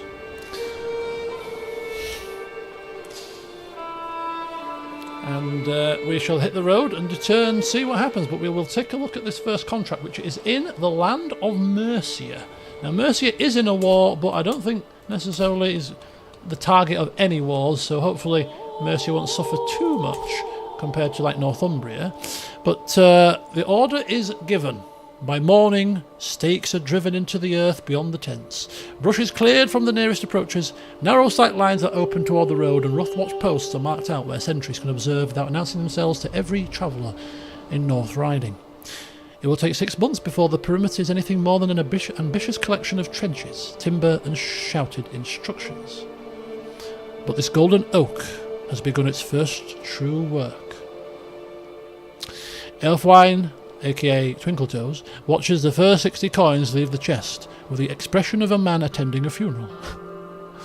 36 gold remaining. Yes, thank you, I can count. Who's building this? The minions. You guys. Obviously, you're all present, and minions, and camp minions. Obviously, the geezer. It's the hired help that don't deserve a mention. Until you put your characters in the Discord server, and then you can be my building crew as well.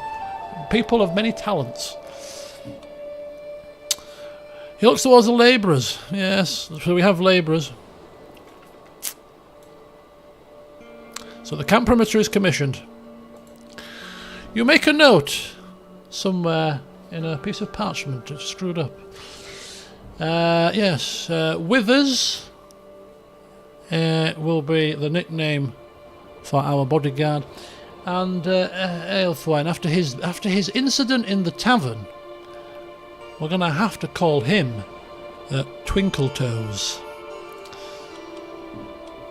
Right, is it time to go? I think it's time to go. We have our first commission. Create a work of learning. Learned scholars of beauteous letters. Writers from across all the land are directed to the Earl of Lindsay's castle for gainful, scribing work? This is a contract that we will be accepting in Mercia. I don't think there's any reason not to accept it right now. So what do we get for our success? Oh, we only get 29 gold. This is not a very lucrative contract. But in addition to successful contracts yielding coin, they can yield other bonuses as well. Patronage or something. Are any of us learned? I'm semi-learned. 20 opinion, 312 provisions that we don't really need. A regular success. Oh, that's a qualified. A regular success. Oh, 57 gold. And an exceptional success, 60 gold. Oh, so there's more than one success here. Let's just have a look here. Create a work of learning. So this is Earl Æthelred. So this is the man who is commissioning the work. So this is the man we're working for. He is Earl Æthelred of Lindsay. So where's Lindsay? Where are you when you're at home? Oh, it's right there. Is that independent?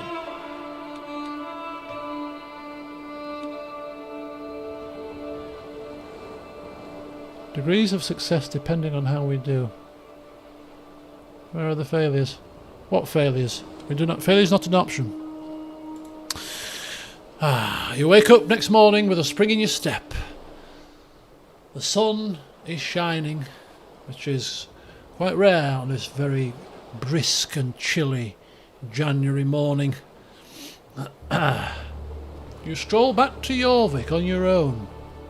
leaving your bodyguard behind. Very wise, perhaps not, but you're an early riser, and things are on your mind. You come across a board of contracts, and one of which catches your attention. Contract in the north for Earl Duff is in a war-torn land, and as much as diplomacy is the key to unlocking perhaps success in the north, the war-torn nature of the region give you pause for thought. In the south, in Lindsay, you hear that Earl Æthelred is looking for someone to assist in a matter of learning, a creation of manuscripts, and given your background, you feel like you might be able to turn your hand to something like that. You ponder as time passes and you watch the people of Jorvik go about their business.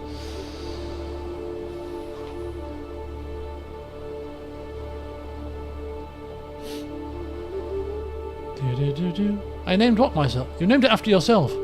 Oh, you obviously joined after the start of the session.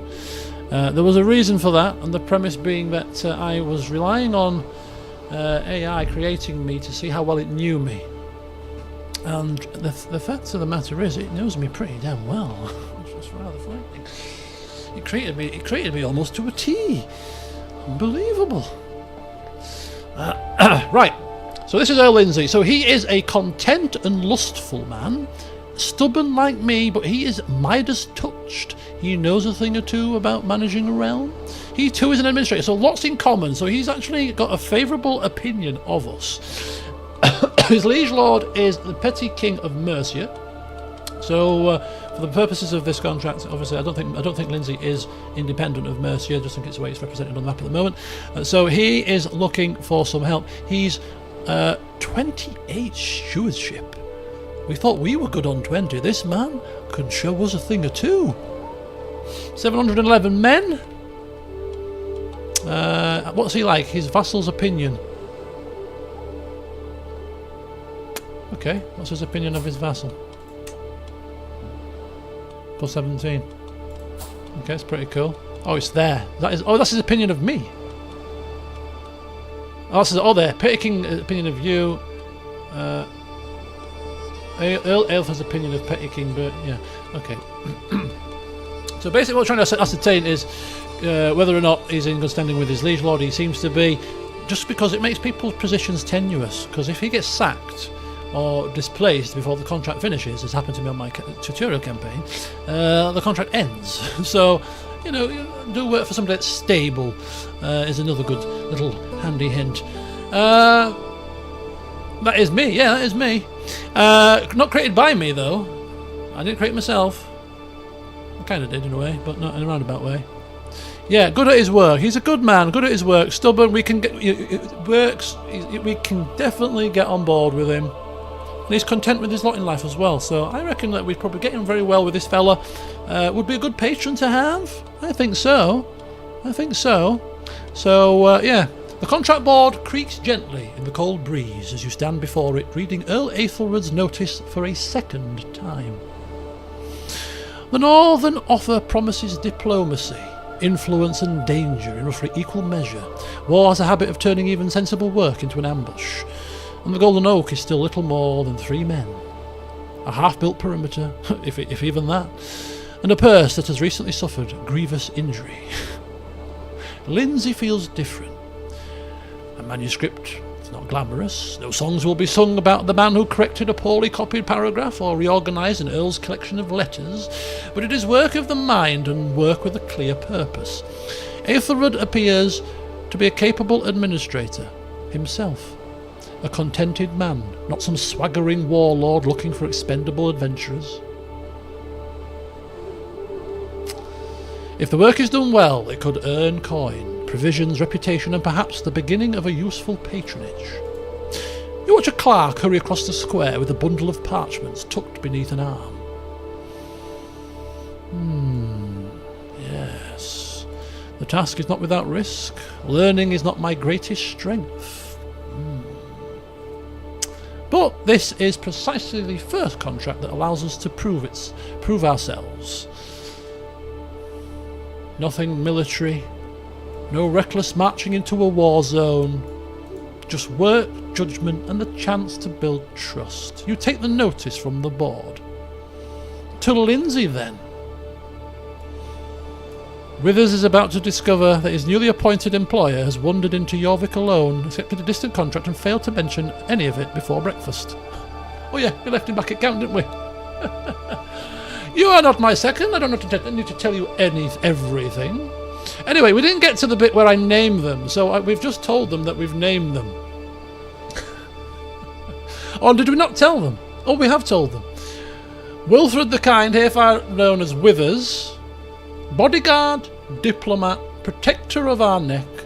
Much easier to remember name. Ælfwine, Twinkletoes. Conversationalist, advisor, unlicensed practitioner of extinct courtly dances. Ælfwine, I object. You can object, it doesn't change anything. On what grounds was this decision made?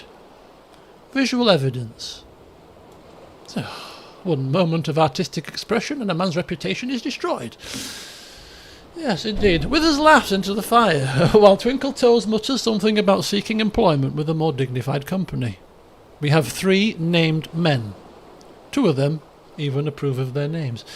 So we've got Twinkletoes and we have got Withers, and we have a contract. So without further ado, we're going to hit the road, Jack, and head to wherever we're heading to. To Lindsay. To speak with Earl Æthelred to see if we can help him with his manuscripts. Not the most glamorous of first contracts, but hey, we're proving ourselves that we are capable and able to do work. Travel to accept. Right, so in this option, we don't have a caravan master, other than Ælfwine, who is poor. He will help, but we're not going to put him in place because we're still assessing him. If his caravan mastering skills are as good as his dancing skills, we are going to be in for a rough ride. So we'll leave him be. We could take an entourage, but sometimes characters meet you at the location rather than necessarily taking them in an entourage. So travel options. We have options available. So we can't scout for talent. So we can't do it. So that is correct, that tooltip. So how do we get talent on the road? Unless it's an automatic thing, we don't have to scout for it. Maybe it's automatic, so we're saving ourselves a slot on the travel options. Not sure, but anyway, when it comes to travel, you've got a situation and a system that involves dangers. So as we can see, if we take the shortest route, we travel across a potential 11% danger in Pocklington, and we got a 37% danger in Grimsby, which makes sense. Grimsby, I've been to Grimsby several times. To be fair, it seemed alright to me, but you know, Grimsby, it can be a bit rough and ready. So yeah, we can bypass, we can customise our route, that's it, and we can go round the route to a safer option, but the chance of danger in Doncaster is 66%. Joker Jake, are you here? What's the 10% danger in Leeds? Very safe. Hello, Martian Eyes. So Leeds is safe and secure. Eskerfield is 1% chance. Chesterfield nice and safe. Sherwood is at 36, and then Lincoln. So, there's 3 dangers. There's Jorvik. There's a danger in Jorvik. Pocklington, it's Grimsby, and we can't really bypass Grimsby unless we go around the houses that way. So we could go Jorvik to Leeds. No, Jorvik to Leeds, which would be 10% danger. Then to Eskerfield, to Chesterfield, to Derby, to Bosworth, to Leicester, and then to Melton, and then to Lincoln, and that literally gets rid of all the danger, but it's going to extend the route. So, well, I don't know. It's currently at 24 days, so let's add a detour. We're going to go to. Can we go to Leeds? We're going to go to Leeds, then to Eskerfield, to Chesterfield. That's still too high.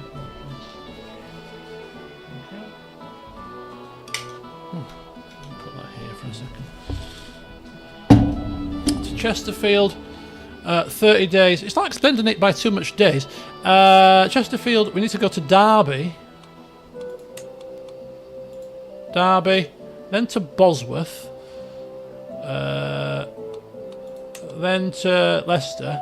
Then to Melton. Then to Lincoln. There, so you got, what's that? You got 10%, 1%, you got 1%, you got Lincoln. And then on the way back, you'd have to do exactly the same. So to go back, we then go back that way. Is this how you do it? Go back that way. Hang fire.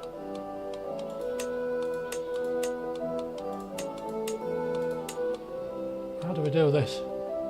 Can't you go back the same way? So you're there, so you'd have to go back there, wouldn't you? Sorry. There. There. It's doing it, it's doing it, it's doing it, it's doing it. We've got it, we've got it, we've got it. There. 12%, 10%, 1%, 1%, 1%. And that 10% is in Leeds. Now in Leeds, we've got... in Leeds, what's the terrain in Leeds? Oh, I don't want to quit out of this menu now, because if it's got certain terrain, you can bring the chance of danger down by paying for certain things. So you can pay, for example, for Pathfinder's gear, and it reduce the danger in hills, mountains, wetlands, and footpaths. You know, for here, it will reduce the danger in desert, mountains, steppes. I'm thinking it's probably forest. No, it's not forest. What would it be? Pathfinder gear? Jorvik 12%? What? No, Pathfinder gear, Explorer gear, 10%, 12%. Wilderness kits, 12%, 12%. Is this how this works? Am I getting this right? Hired mercenary guards. Hire cultural ambassador. No, we're doing a learning job, aren't we? Learning job. It says plane. Oh, it says planes. Oh, so we can't do anything about planes. So it's as low as it's going to get. So we can't pick any travel options, I believe. We're travelling at 142% speed, which is good. Only 56 days. So we've doubled the journey time, but it's much safer. And we're all about safety first. Where's Leeds there? Modifiers. Oh, planes plus 10%. There you go, danger. 9 safety, I don't know how good that is, but we've got 2 medium chances of danger, which is coming from York, I assume, and then a low chance of danger there, 2 locations, or the medium might be Leeds. So I think we're good to travel, which means I'm going to put my lights on, and I'm going to start having some food, but we'll see what the opening bit of travel is and what happens. What am I doing? How does the camera look? Camera's looking good. Right, perfect. Slow and steady wins the race. So we're going to go on 2 speed. I could go on 1 speed while I'm eating, actually. It's not much is going to happen, but while I'm eating, it just gives me a bit of pause time between mouthfuls.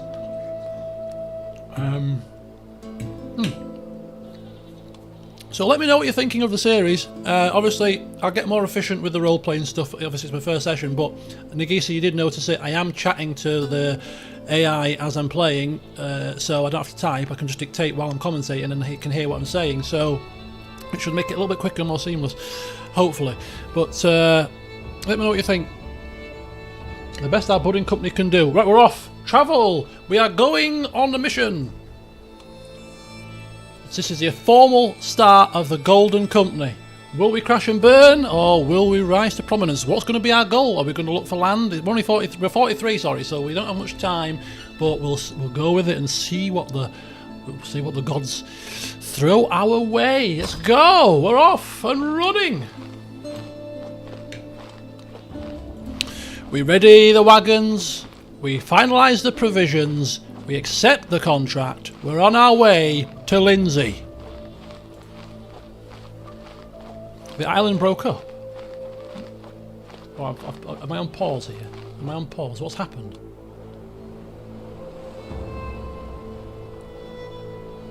I've got a way to get our custom folks to join your RP will be nice. Yeah, I think if you just create your characters, I think the conclusion of this series, or we'll put something in the Discord in the description. But basically, yeah, if we head over, we'll create a separate thread or somehow in the CK3 channel, and I think you can create your characters.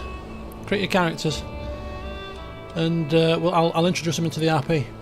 You know, because I can have non-formal positions. You know, advisors and pot washers, and there's lots of camp roles for you all. Feel free to provide as much detail of your characters as you can, because they'll be role played accordingly.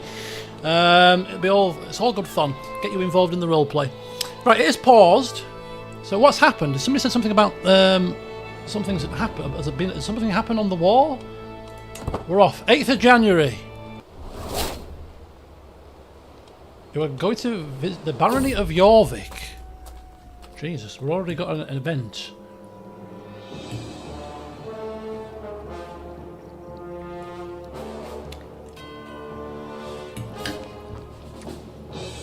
Pot washer.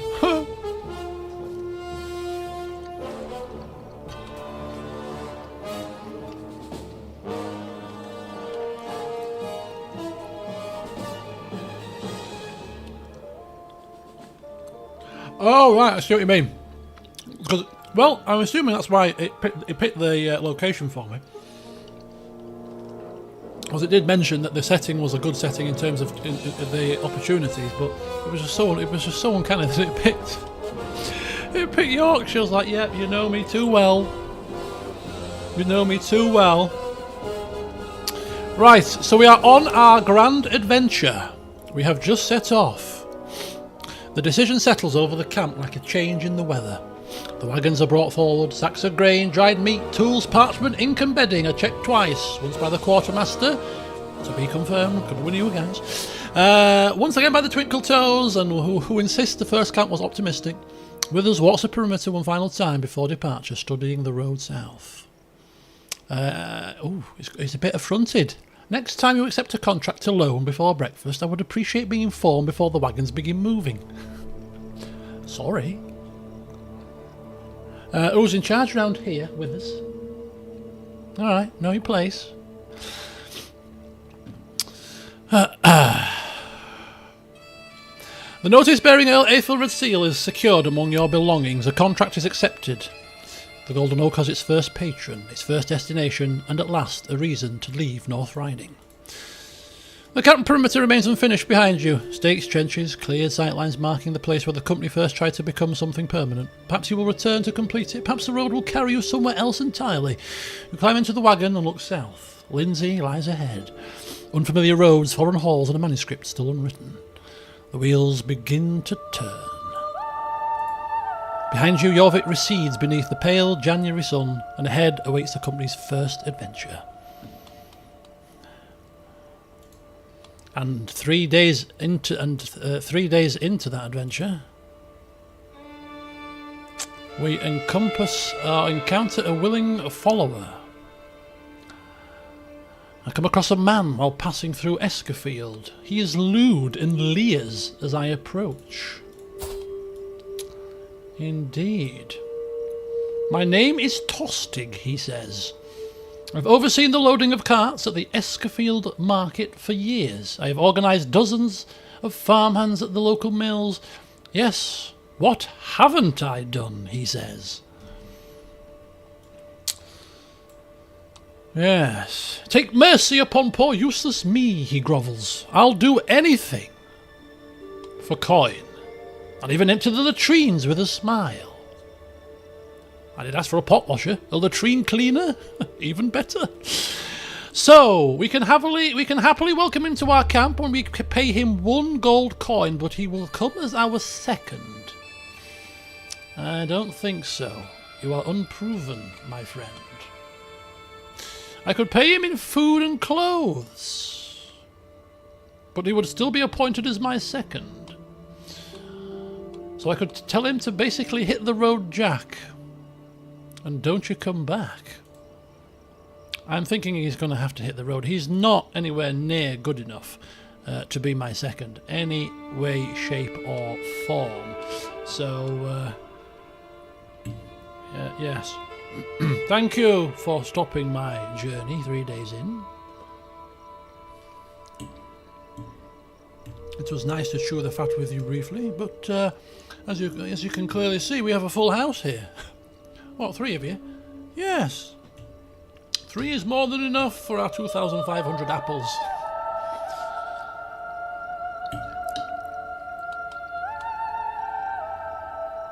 So I think you should hit the road. Tostig is cheap in coin, but ruinously expensive in authority. A bad bodyguard is better than none. I have got 1 bodyguard already. The blonde bombshell Withers. So our second bodyguard slot will be preserved for a good bodyguard. So yes, we wouldn't call him a useless swine because we are clearly compassionate, but we just usher him on his merry way. Seek honest work in Eskefeld. Perhaps our roads cross again under better circumstances. We may speak differently. But today you do not travel with us. Ambrister, welcome. You do indeed live.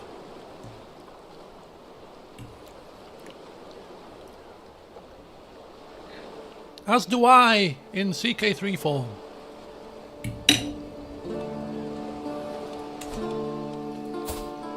Here I am. We're in Leicester.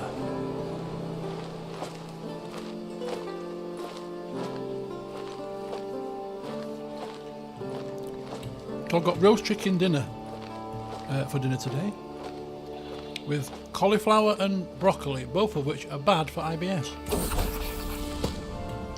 Oh.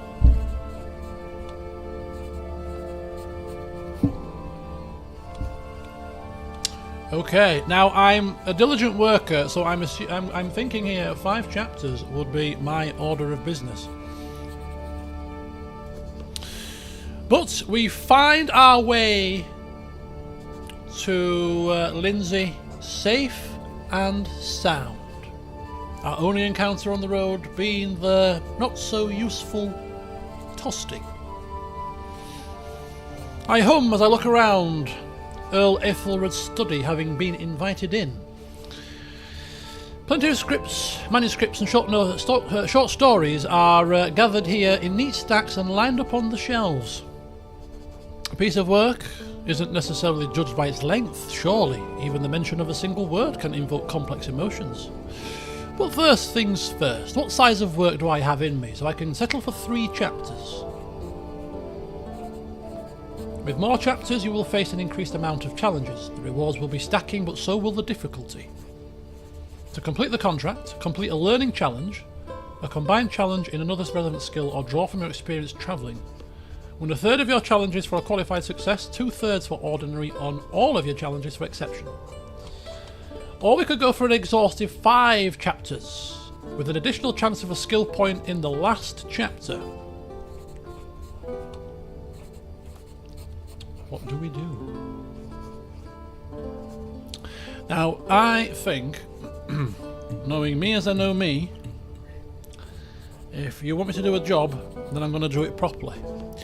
So I'm assuming that 5 chapters is what you've asked for, and 3 chapters would be me shortcutting the job.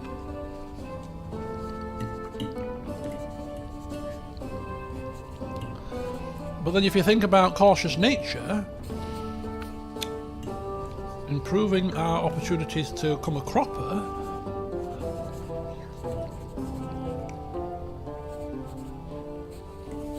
might not be a good thing.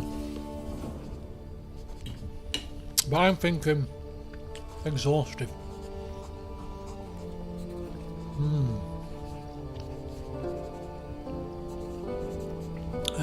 AI thinks, who's role-playing as me, that I should keep it simple because my learning isn't the best.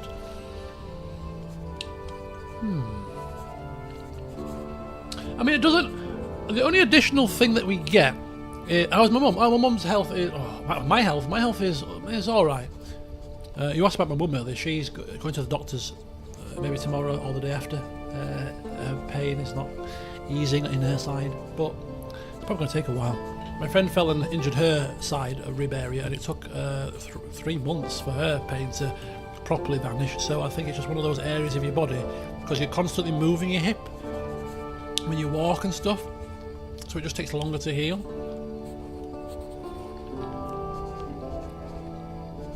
So we have a dilemma. We could go for the big, grandiose 5-chapter ensemble, or we could play it simple, because we're not masterful poets here, and scripture writers. And a success is a success. Oh.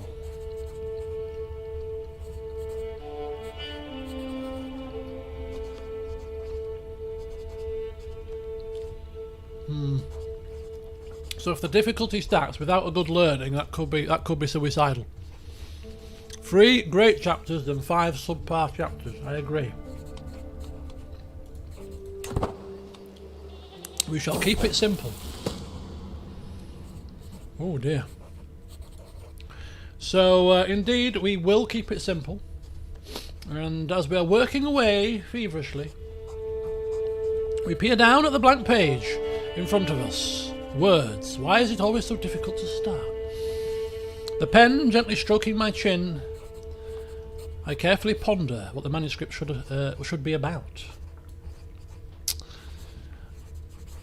Æthelred wanted a scripture pertaining to discreetness, a valid point for me to consider. Now, where do I start off? I could dazzle them with my wits, which is a learning challenge. 64% chance the chapter comes out well. Score 1 towards successfully completing the contract. And a 36% chance I botch the chapter.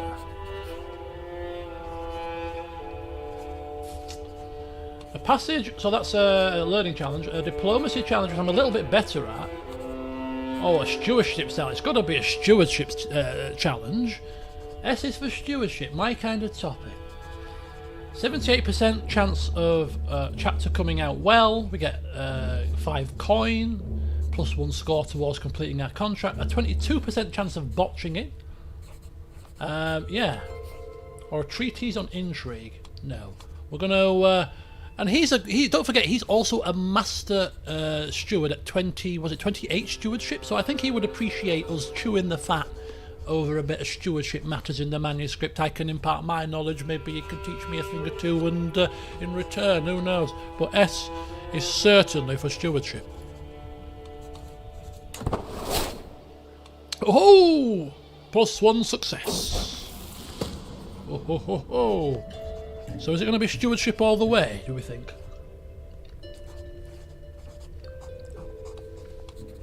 Oh no. Yep. Oh yes we do, we've got another one.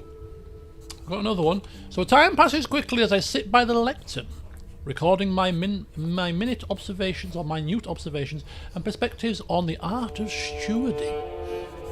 Servants pop by occasionally, quietly cleaning the room or providing morsels of food, but always taking utmost care to be silent and carefully closing the door on their way out. The thought lingering in my mind, I turn my attention back to the page. Is the art of stewarding still pertinent to write about? So we can again dazzle with wits, social. We can combined learning and stewardship challenge. So these are combined challenges. So that's why it's dropped to 70%.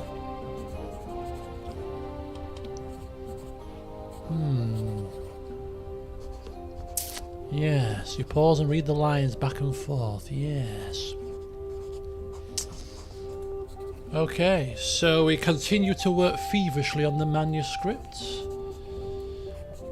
And we decide next to touch upon efficiency. Because you can't beat a bit of efficiency now, can you?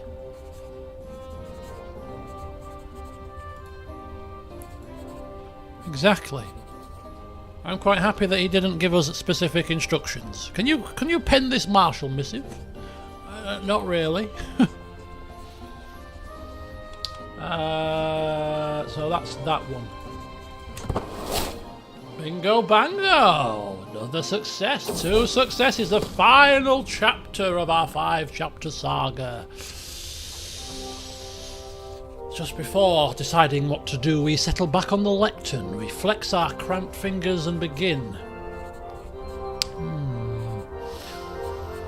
contemplating discretion and the quiet art of avoiding unnecessary trouble.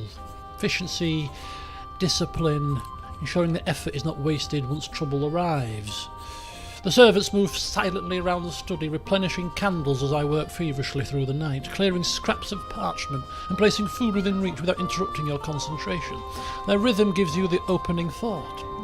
Yes. Your right of granaries arranged so provisions can be counted quickly. Duties assigned according to ability rather than favour. Records kept cleanly enough that another steward could understand them. Yeah, there's a lot of these tracks that do sound like KCD. And you're happy with how the second chapter's turned out and you ponder about the final chapter.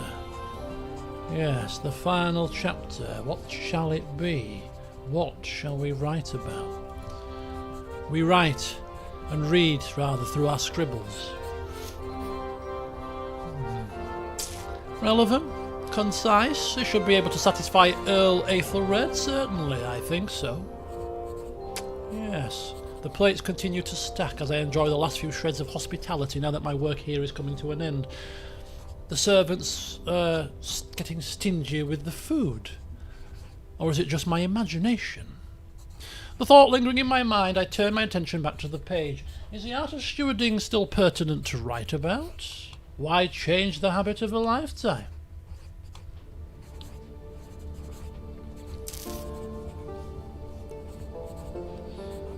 Passage on social skills. Oh, well.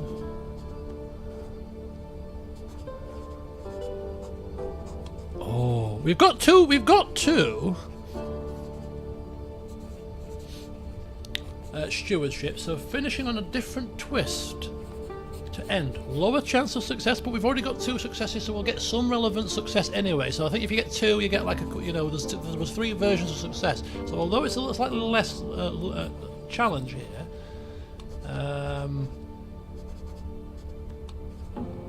yeah, let's give it a try. So rather than the triple stewardship header, you know, preaching to the converted here, he's already got 28 stewardship. There's only so much you can teach the man. We try to finish off with how to apply social skills with his stewarding to complete, you know, the diplomatic masterclass. Best of both worlds. And we were successful! Look at that, we were successful. The manuscript conclusion. First mission, first success. Absolutely fantastic. Earl Æthelred flips through the pages of the manuscript, stopping to contemplate a piece from each page. I'll say, he says. He turns and gently hands the manuscript to his attendant. Have you seen this? I may just put this on display. Such a mind-boggling piece of scripture. Softly applauding, he leans in mischievously. I particularly like that piece of marginalia. I'm glad he knows what it means. Did I write that? My finger must have slipped.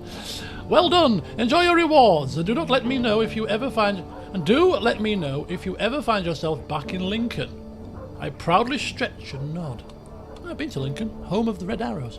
One additional wonder in the world. So we have got 67 gold, 60 opinion gained, 150 prestige, 50 piety, and he has been added to our roll of patrons. We get a weak hook. You make progress in the legacy of the Elmet decision, and you gain 625 provisions, although we are already maxed out. So here he is. I can't remember if we've already seen him or given him over, but here he is again. What a successful first adventure! We haven't got back yet though, so let's not get excited. But roll of patrons. Our patrons are... Where are our patrons? Our patrons can be found... Can they be found here? Relationships? Followers? Where do we find patrons? There's a way to find your patrons. I can't remember which screen it is. Is it your camp? Here. Roll of patrons. There it is. Local patrons, distant patrons. We have to actually accept him first. So let's accept. Pause it. And there you go. Roll of patrons. So what do patrons do? Adventurers are without land, but not without connections. The role of patrons is a list of every character they have successfully completed a contract for, as well as others that have some reason to support them. Family with high opinion of them, friends, lovers, and so on. Patrons can be milked for extra support via the make a request character interaction. Interesting. So they can help us if we need to. Should we pin him as a patron? I think we should. Our first patron. I think we should pin him, just so that we can follow his lot in life. So he's the Earl of Lindsay. Oh, there you go. Look at that. Use your leverage from completing a contract on Earl to gain resources. Okay. And we've got. Don't forget we've got that weak hook as well. So this is Earl Æthelred of Lindsay, our first patron, as we now make our way back home. I don't think you can visit the castle holding in Lindsay. And I've got to go all the way back to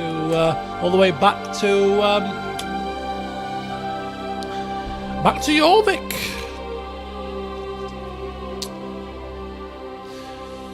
So we've got him. So we managed an exceptional success. Excellent. So we've got all the stats there. So Æthelred turns the final page. Looks back at the opening as though checking that the quality was not some accident of pagination. Discretion and efficiency and the quiet governance of men. You have managed to make stewardship sound almost noble. Have this copied, he says to his attendant. Do not let anyone improve the marginalia. One additional wonder in the world, you say? He laughs. Modesty was not among its chapters then. Yes. We chuckle together, share a cup of wine, and then we hit the road. So where's the other... So we've got 121 gold now. So when we get back, we can have a look at this other... Who was that? Edric that's wandering. Where's Edric? Go to him. Oh, he's still up there. Edric the Compassionate. How much was he worth? How much... Oh, do we have... We can't... We'd have to find him. I'm assuming you would go to where he is and then go to the holding in the area where he is to recruit him that way, I would imagine, or rather than you can recruit him directly from the screen. Invite to camp. Yeah. Okay, so we would have to go to him and find him. But we are going back to Jorvik anyway, so perhaps we could reconsider the options there. I'm thinking 121 is still a little bit slim pickings on the money side. But anyway, let's get ourselves back home. So we entered an unknown adventurer with a small company and a damaged treasury. We leave with money, reputation, and most importantly, our first genuine patron.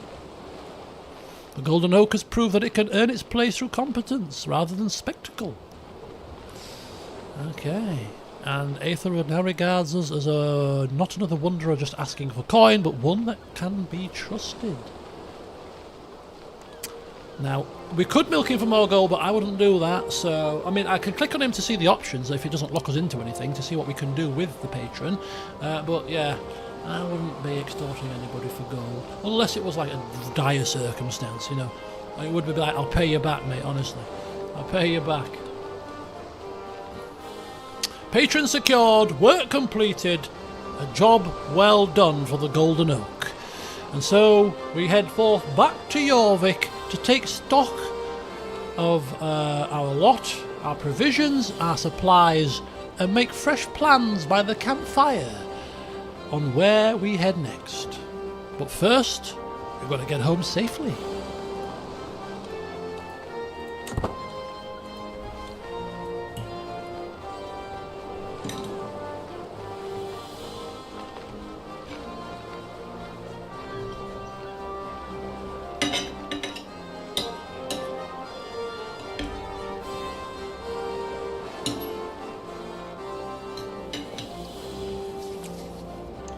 Keep moving.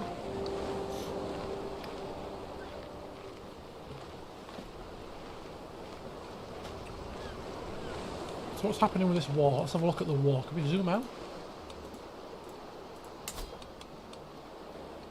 Slightly losing.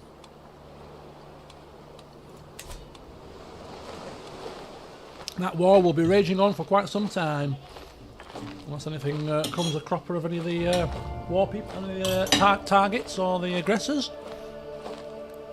Sit up, ships are moving.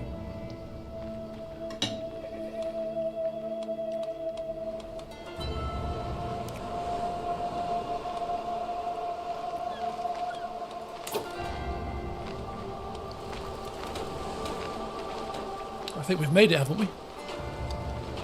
I think we've made it back home.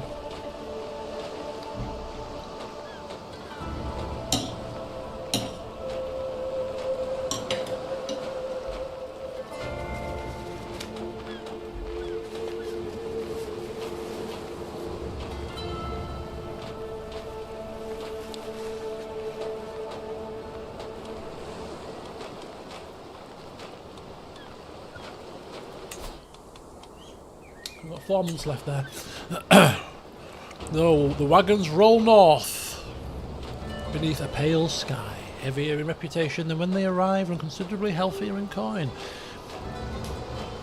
Withers rise close beside you, scanning the hedgerows and the distant tree lines. Fine piece of work. The next time you accept employment before breakfast... he's still not happy about us accepting the job, is he? Without speaking to him first. He's harping on about it again. Listen. I'll tell you when you need to know. I'm quite capable of accepting jobs on my own. You just need to watch mine back. Which you can't do when you're sleeping, and I've run off on my own. I get that, but... I felt safe enough. Even the roleplay says it. You are still dwelling on that? Yes, obviously. Hello, Joe. Welcome. Twinkle Toes sits upon the wagon, carefully inspecting the newly replenished purse. 67 gold earned, patron gained, prestige, privilege, and an ecclesiastical approval. An excellent return, particularly considering nobody was stabbed, captured, or forced to dance. We'll leave the dancing to you. As the laughter fades, the road narrows. We carry coin, provisions, success, satisfaction. Men returning from profitable work. It's always, isn't it good to return from a day's work? No, you've done a day's work. That satisfaction, that sense of achievement. But watch carefully, says Withers. This is where lesser men become careless on the return journey. But we make it back in one piece. Right, so we're back. We are back at camp. We've got unread messages here. So we've got some criminal contracts available. We can make a request interaction with our patron. We've got 2 nights. Move camp for new contracts. So the contracts that we've got available at the moment, there's only 2. There's the burn property and there's the diplomacy one in the north. Now, it looks like the place that's... Is that getting sieged? I mean, I really don't know if it would actually have any bearing on us travelling there. But the fact that it might be being besieged right now makes me think we probably wouldn't go there, let's be honest. From a roleplay perspective, I don't think I'll be travelling up north where there's a siege happening. Have we got any work? You know, trebuchet, catapult, bang. No, not on your Nelly. One of the requests you can make is a new contract. Where is that? No player air tips. Right, so what we're going to do, I'm just conscious of time. Where are we? So, let's go back into the castle holding. I don't know if it's going to bring up new people or old people, to be honest, but we'll have a look one last time. We rumble and set up camp outside the gates of Ælfwine, our usual spot. The palisade still being completed. 121 coins in the purse now, looking a bit healthier. So we return to the Ælfwine castle to have a look around, shortly followed by the town, to determine whether or not there are any further men willing to join our newly successful company.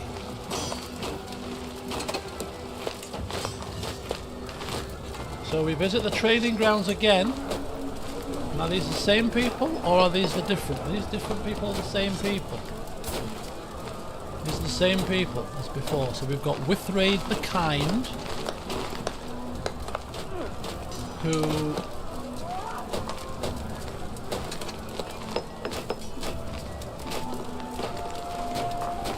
So he can't come. Oh no, that's my bloody thing. It always confuses me when it puts our own characters there. So Withræd the Kind is our with us. So we've got Adolf. Adolf is 28. I don't know whether Adolf have we seen Adolf before? I think we might have done. But we are in a slightly more bounteous position in terms of coin now. So he's costing 37 coins. We would increase our prowess by 1 if we hire him. Yeah, we look him up and down again. He's just trusting but stubborn, tough soldier, hunter. I don't think we've seen this guy before. He's got 15 prowess, 14 martial. I'm thinking we've got ourselves our next follower here. I'm thinking. Withers is stood alongside us, hand perched on his lower lip, looking Adolf up and down. We've made our decision. Oh, is that just a trade? I'm assuming that means that he would come though, right? Or is that just a trade? Oh dear.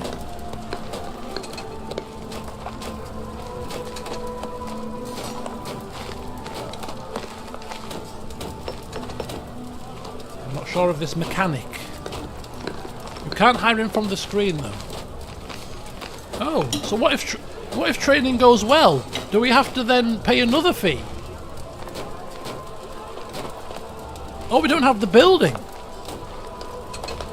Oh, so we need the building to hire him. Oh. Oh.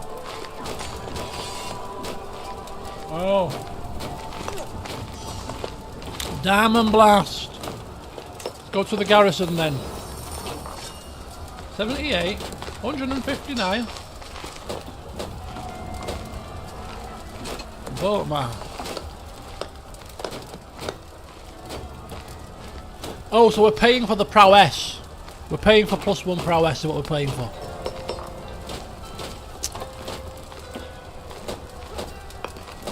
So to recruit him, we need to build a building.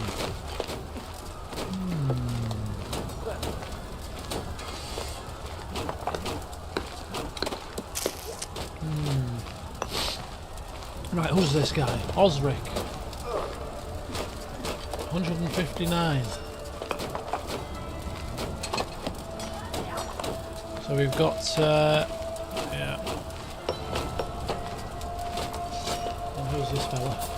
Björkmar, who's 32. So Björkmar's got decent prowess. Not decent martial, but he could be a bodyguard. Right, we take stock of Adolf, but we can't recruit him yet at this moment in time, and paying gold to spar with a man, not within my repertoire as Mr. Shrewd. So we need to unlock the Master at Arms role by building the relevant building first. So perhaps we'll leave that for now, but instead we go to the garrison and cast our eyes over 2 further candidates. We've got Björkmar, 32, who's brave, fickle, cynical, tough soldier, forder, and a hunter. Good prowess. I mean, reasonable diplomacy, but he would be coming, I would reckon, as a pure bodyguard at 17 prowess. But however, Björkmar costs 78 gold pieces. Seems a bit rich for what he's offering, or what he's bringing to the table. And then we've got Osric, 22, with an interesting hairstyle. Brave, just and stubborn, so he's alright, he's okay. Skilled tactician, gallant and but reckless. I mean, he's got decent martial and he's got decent stewardship. 21 prowess, and cheaper. He's not horrendous. A righteous opportunist. Is he going to try to convince us to give him an opportunity? He seems like a well-mannered type. A man of fighting ability and would make a very good bodyguard, potentially. it would leave us with about 43 gold pieces if we buy, if we hire him. Interesting.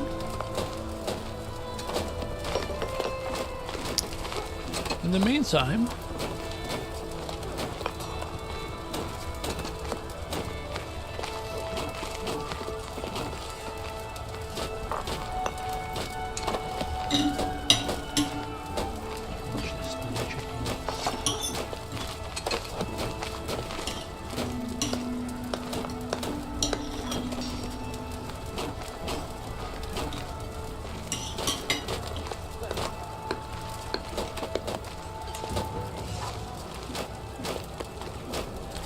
we haven't visited the tavern yet, have we? So let's visit the tavern first as well.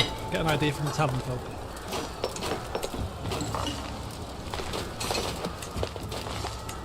Yeah, they're still there. Are they still there? Yeah.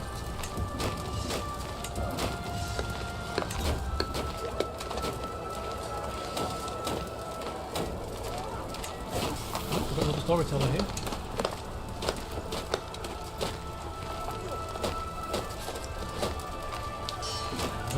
Traits at the moment. What time are we streaming? Probably for about another 15 minutes or so, maybe 15-20 minutes. Just going to finish off a couple of things.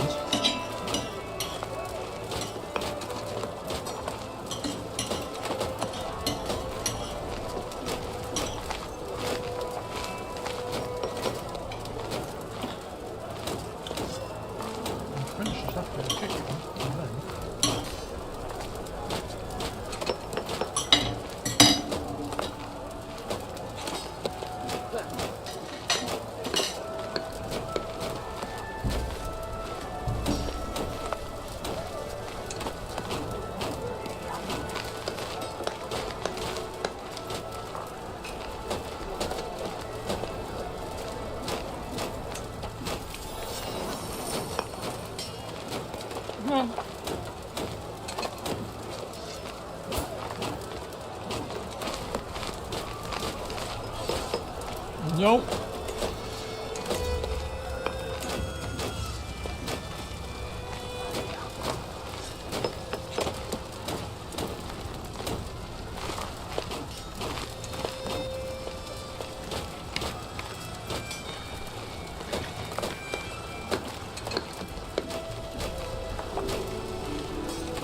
Okay. So, that was that same Herbert fella again. Yeah, Bjorkmar is capable enough with the blade. But for 78 gold, the rest of the package is very thin, says with Withers. Brave, fickle and cynical. Is that the right fella? Or am I looking at Osric here? No, I was thinking of Osric. Oh, but he was more expensive.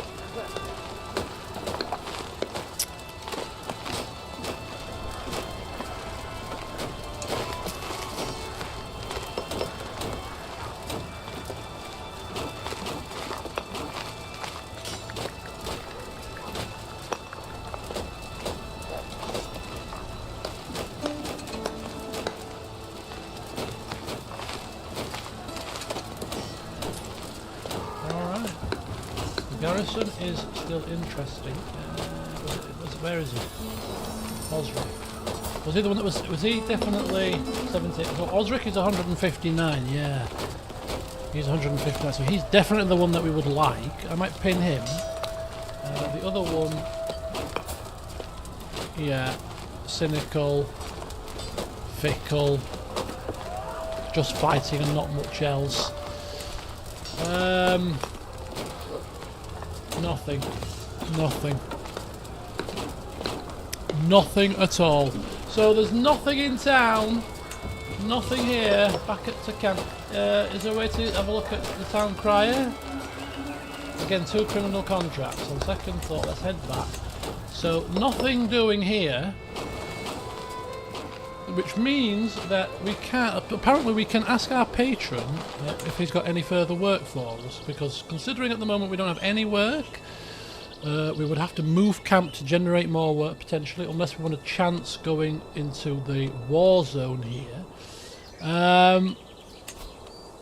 So if we do that, you can ask for gold. Pays 25 gold but loses 40 opinion. To arrange a marriage or ask for a contract, loses 5 opinion. Create an escort emissary contract. Now, escort contract seems like you would need to be able to defend the escort, and we don't have any martial men. So contracts that we're doing are going to be learning ones and diplomacy ones and steward ones, more so than anything that's going to involve danger, I would suggest. So perhaps we wouldn't have to request that contract at this moment in time, which is a shame. Camp temperament. Also, there's a camp temperament system, and basically, if it's steadfast, you get positive modifiers. If it's mutinous, you get negative modifiers. And if it's placated, you get no modifiers. And it's all to do with the camp's opinion, I believe, of you. So, escorting is easy if we don't run into anyone. That's always the case. Knowing our luck, we'll encounter, 15,000 people. I think out of the two options, chancing the war zone might be the option. But to finish the session off, we'll gather round the campfire as we return to Jorvik and get the heads up from our two companions to see what they think of our escapade so far. So we're back to Jorvik now. We've explored the castle. We've drunk in the tavern where we once again showed our compassion, our generosity for a job well done, and paid for the ale for Withers and Twinkle Toes.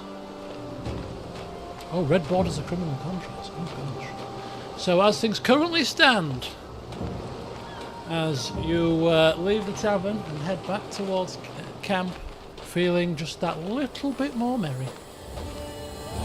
Contracts in the region at this moment in time, there aren't really any to speak of. There's a contract in the north that is down as criminal and in a war zone. Definitely not for us. There is a criminal contract burning property in Northumbria, far, far to the west, in the barony of Lancaster. We are certainly not criminal scum. So as far as contracts go, we are a little bit thin on the ground. As Withers parks himself on a log, Twinkle Toes is talking to some female off in the distance, and you can't be quite so sure, but he appears to be trying to woo her with some strange dance manoeuvre. You seek Withers' counsel. Withers, the contracts have dried up round here. We have 121 coins in the bag, 2,500 provisions at last count. Jorvik is under Viking rule, and war is ravaging the lands in this vicinity. I don't know about you, but I'm thinking it might be time to up sticks and make a move. Just wondered if you had any pearls of wisdom on the matter, given our current situation.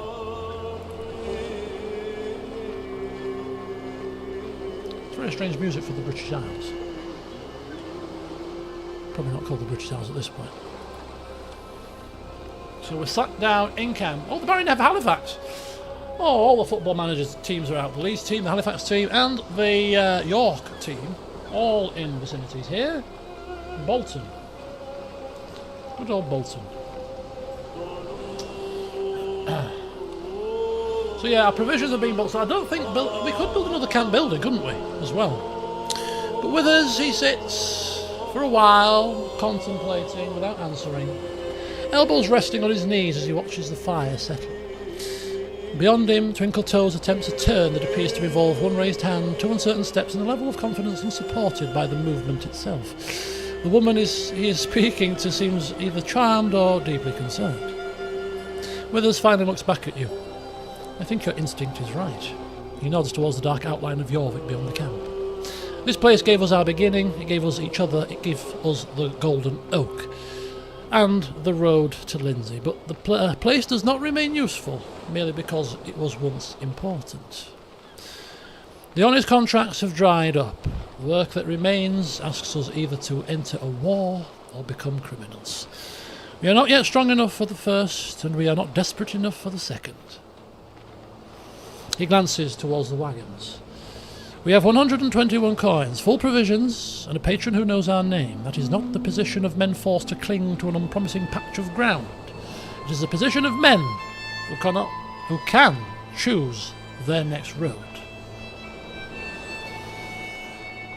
We ask Withers, in his opinion, any ideas as to where you would go? He gestures vaguely beyond the fire. South, he says. Back towards Lindsay? Not necessarily to sit outside Æthelred's gate waiting for scraps, but toward lands where our first success already carries some meaning. Reputation. The word on the street is we're competent. Maybe patrons and other people down in that region might put work our way. Good point with this, good point. Æthelred may know of other lords, clerks, abbots and households needing honest service. Even if he has no work himself, his name may open doors that remain closed to 3 strangers beneath a tree banner. And there is another matter, he says, stopping me in my ponderings. Each day we remain here, we grow accustomed to waiting. First for contracts, then for peace, then for circumstances to improve around us. The Golden Oak was not formed to wait for the world to become convenient. A burst of laughter comes from the edge of camp. Before Ælfwine becomes locally famous for the wrong reasons. You both look toward the half-built perimeter. And the work we have begun here? The value of the perimeter was never these particular stakes. It was the habit of watching our surroundings, keeping clear approaches and refusing to be surprised. We take the tools, the methods, and the lessons with us. My counsel is this, he says. We rest tonight. Take a careful account of coin, provisions, and equipment. At first light, send someone into Jorvik for news of the southern roads. Then we move towards Lindsay or wherever Æthelred's patronage gives us the strongest honest prospects. Then quietly, leave because there is somewhere better to go. Not merely because this place has disappointed us. Right.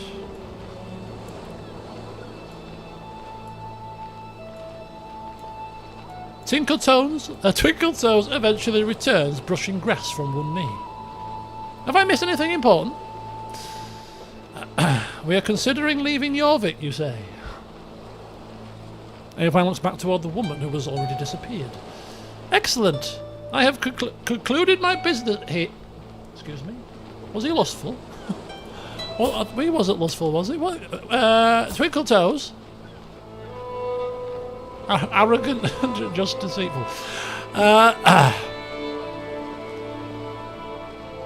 The Golden Oak has taken what it needed from Jorvik. 2 men. An opportunity to build, to get ourselves put out there and make a name for ourselves. Perhaps now it is time to see whether its roots can travel. So there seems like a perfect point to end this session, bang on 9:30, which is where I proposed to finish. He hallucinated his lustfulness. I think that was my doing. We've already RP'd him as liking a drink and being a dancing fool. AI is just getting all in on the act. So we've got, given how he's been roleplayed, I can't see how we're not going to make him the stooge. When we get another couple of travellers, we are making him the stooge. He is naturally the stooge. He is naturally the stooge. Right, okay, so this series will be a mixture of streams and recorded sessions. I've got a little bit of work to do between sessions because, I'm doing a lot of the updating live on camera and just talking and recording as I'm talking, so it's all hopefully almost seamless, the roleplay with the playing of the game. So I think the roleplay and the chronicling is taking stock of everything that's happening, because I'm telling it everything's happening pretty much, but I will just take certain screenshots and do certain things off camera to update the chronicle. So there will be a chronicle updated, which I will put in the description to these videos on the Discord server as well, to chronicle the story as we're going along, in case you just want to read up on it. So that will be taken care of, and I will cobble together, or with the help of our friend here, cobble together a character template sheet, which I'll put in the Discord as well, so that if you do wish to create a character, and the more information that you give, the better, because I will feed all that information into the roleplay, and your character will be roleplayed. There will be roles available for you in the camp. Obviously, you won't be on the game itself, but you know, when I'm asking for opinions and stuff, your character will be role-played based on your traits and stats, and I might, you know, point you to sort of positions to help out and stuff. So I think it'd be good fun. So yeah, I'll do that as well. But yeah, it looks like we're leaving Yorkshire. We're leaving Yorkshire to pastures south. We're going to the lands of Mercia. We've got ties to Lindsay, and we're hoping those ties bear fruit in the form of more work. But as things currently stand, we have 2 companions that we're getting to know, and the more that Withers is providing us with sound, sage advice, I'm sure Twinkle Toes is probably... Don't forget, I've told you that the AI is keeping a hidden track of the personality and the interactions that we're having, so that the characters' personalities might change and how they interact with me. I've already called him Twinkle Toes, a name that he doesn't like, and I've already gone against his piece of advice in the first camp meeting, so he might not be happy if we keep taking the mick of him, but we'll see. But yeah, we've got 2 people that we're getting to know, so I'm kind of thinking that with us, it's still early days. We've only been going, well, we've been going for 3 months, so we've known him for 3 months now. We've been on the road, and we're understanding that he's on a light wavelength. We do have that second position available, and out of anybody that's here at the moment, if we were to appoint a second, a man that we would trust as our right hand, he's the sole candidate at the minute. So if we get a better bodyguard to replace him, I think he'll be going into the second slot. But we'll just keep assessing how he cracks on. So yeah, really enjoying this. As you can see, the pacing is not going to be thunderously quick. It'll get quicker as we go along, but as I said, it's about the interactions of the characters, it's about the role play, and even if we don't die, if we get to an actual point where we think the campaign is a nice happy end point, because it might be nice to end with me not dying, you know, we'll reach an actual end point at some point. But yeah, looking forward to seeing how the characters develop, how they interact with each other, and indeed, if you do create characters yourself, how your characters interact into the story as well. I think it's going to be good fun. So yeah, hopefully you'll keep watching. So that's our 2 series for the foreseeable. This and Cyberpunk. Cyberpunk's coming tomorrow. We'll get some flim-flam out of the way in that, about my holidays particularly, and we'll do a nice chilled out stream. Next session of this could be Thursday, because there's no football, so I might do another stream of this on Thursday. Watch this space as we take ourselves south and see if any of you guys are going to be in the next session as well. So yeah, stay tuned for that. But otherwise, thank you for tuning in this fine Tuesday evening. Hopefully you've enjoyed, and yeah, we'll see where this story takes us, because that's what we love about CK. Well, 2 and 3. It's about the stories that it creates. So yeah, let's get swept up along for the ride. What's going to happen to me? We'll find out soon enough. But anyway, go forth, enjoy the rest of your week, folks. Hopefully see some of you tomorrow. Certainly hopefully see some of you on Thursday for some more of this. And until next time, have a good one. Enjoy the rest of your evenings, and I'll see you soon.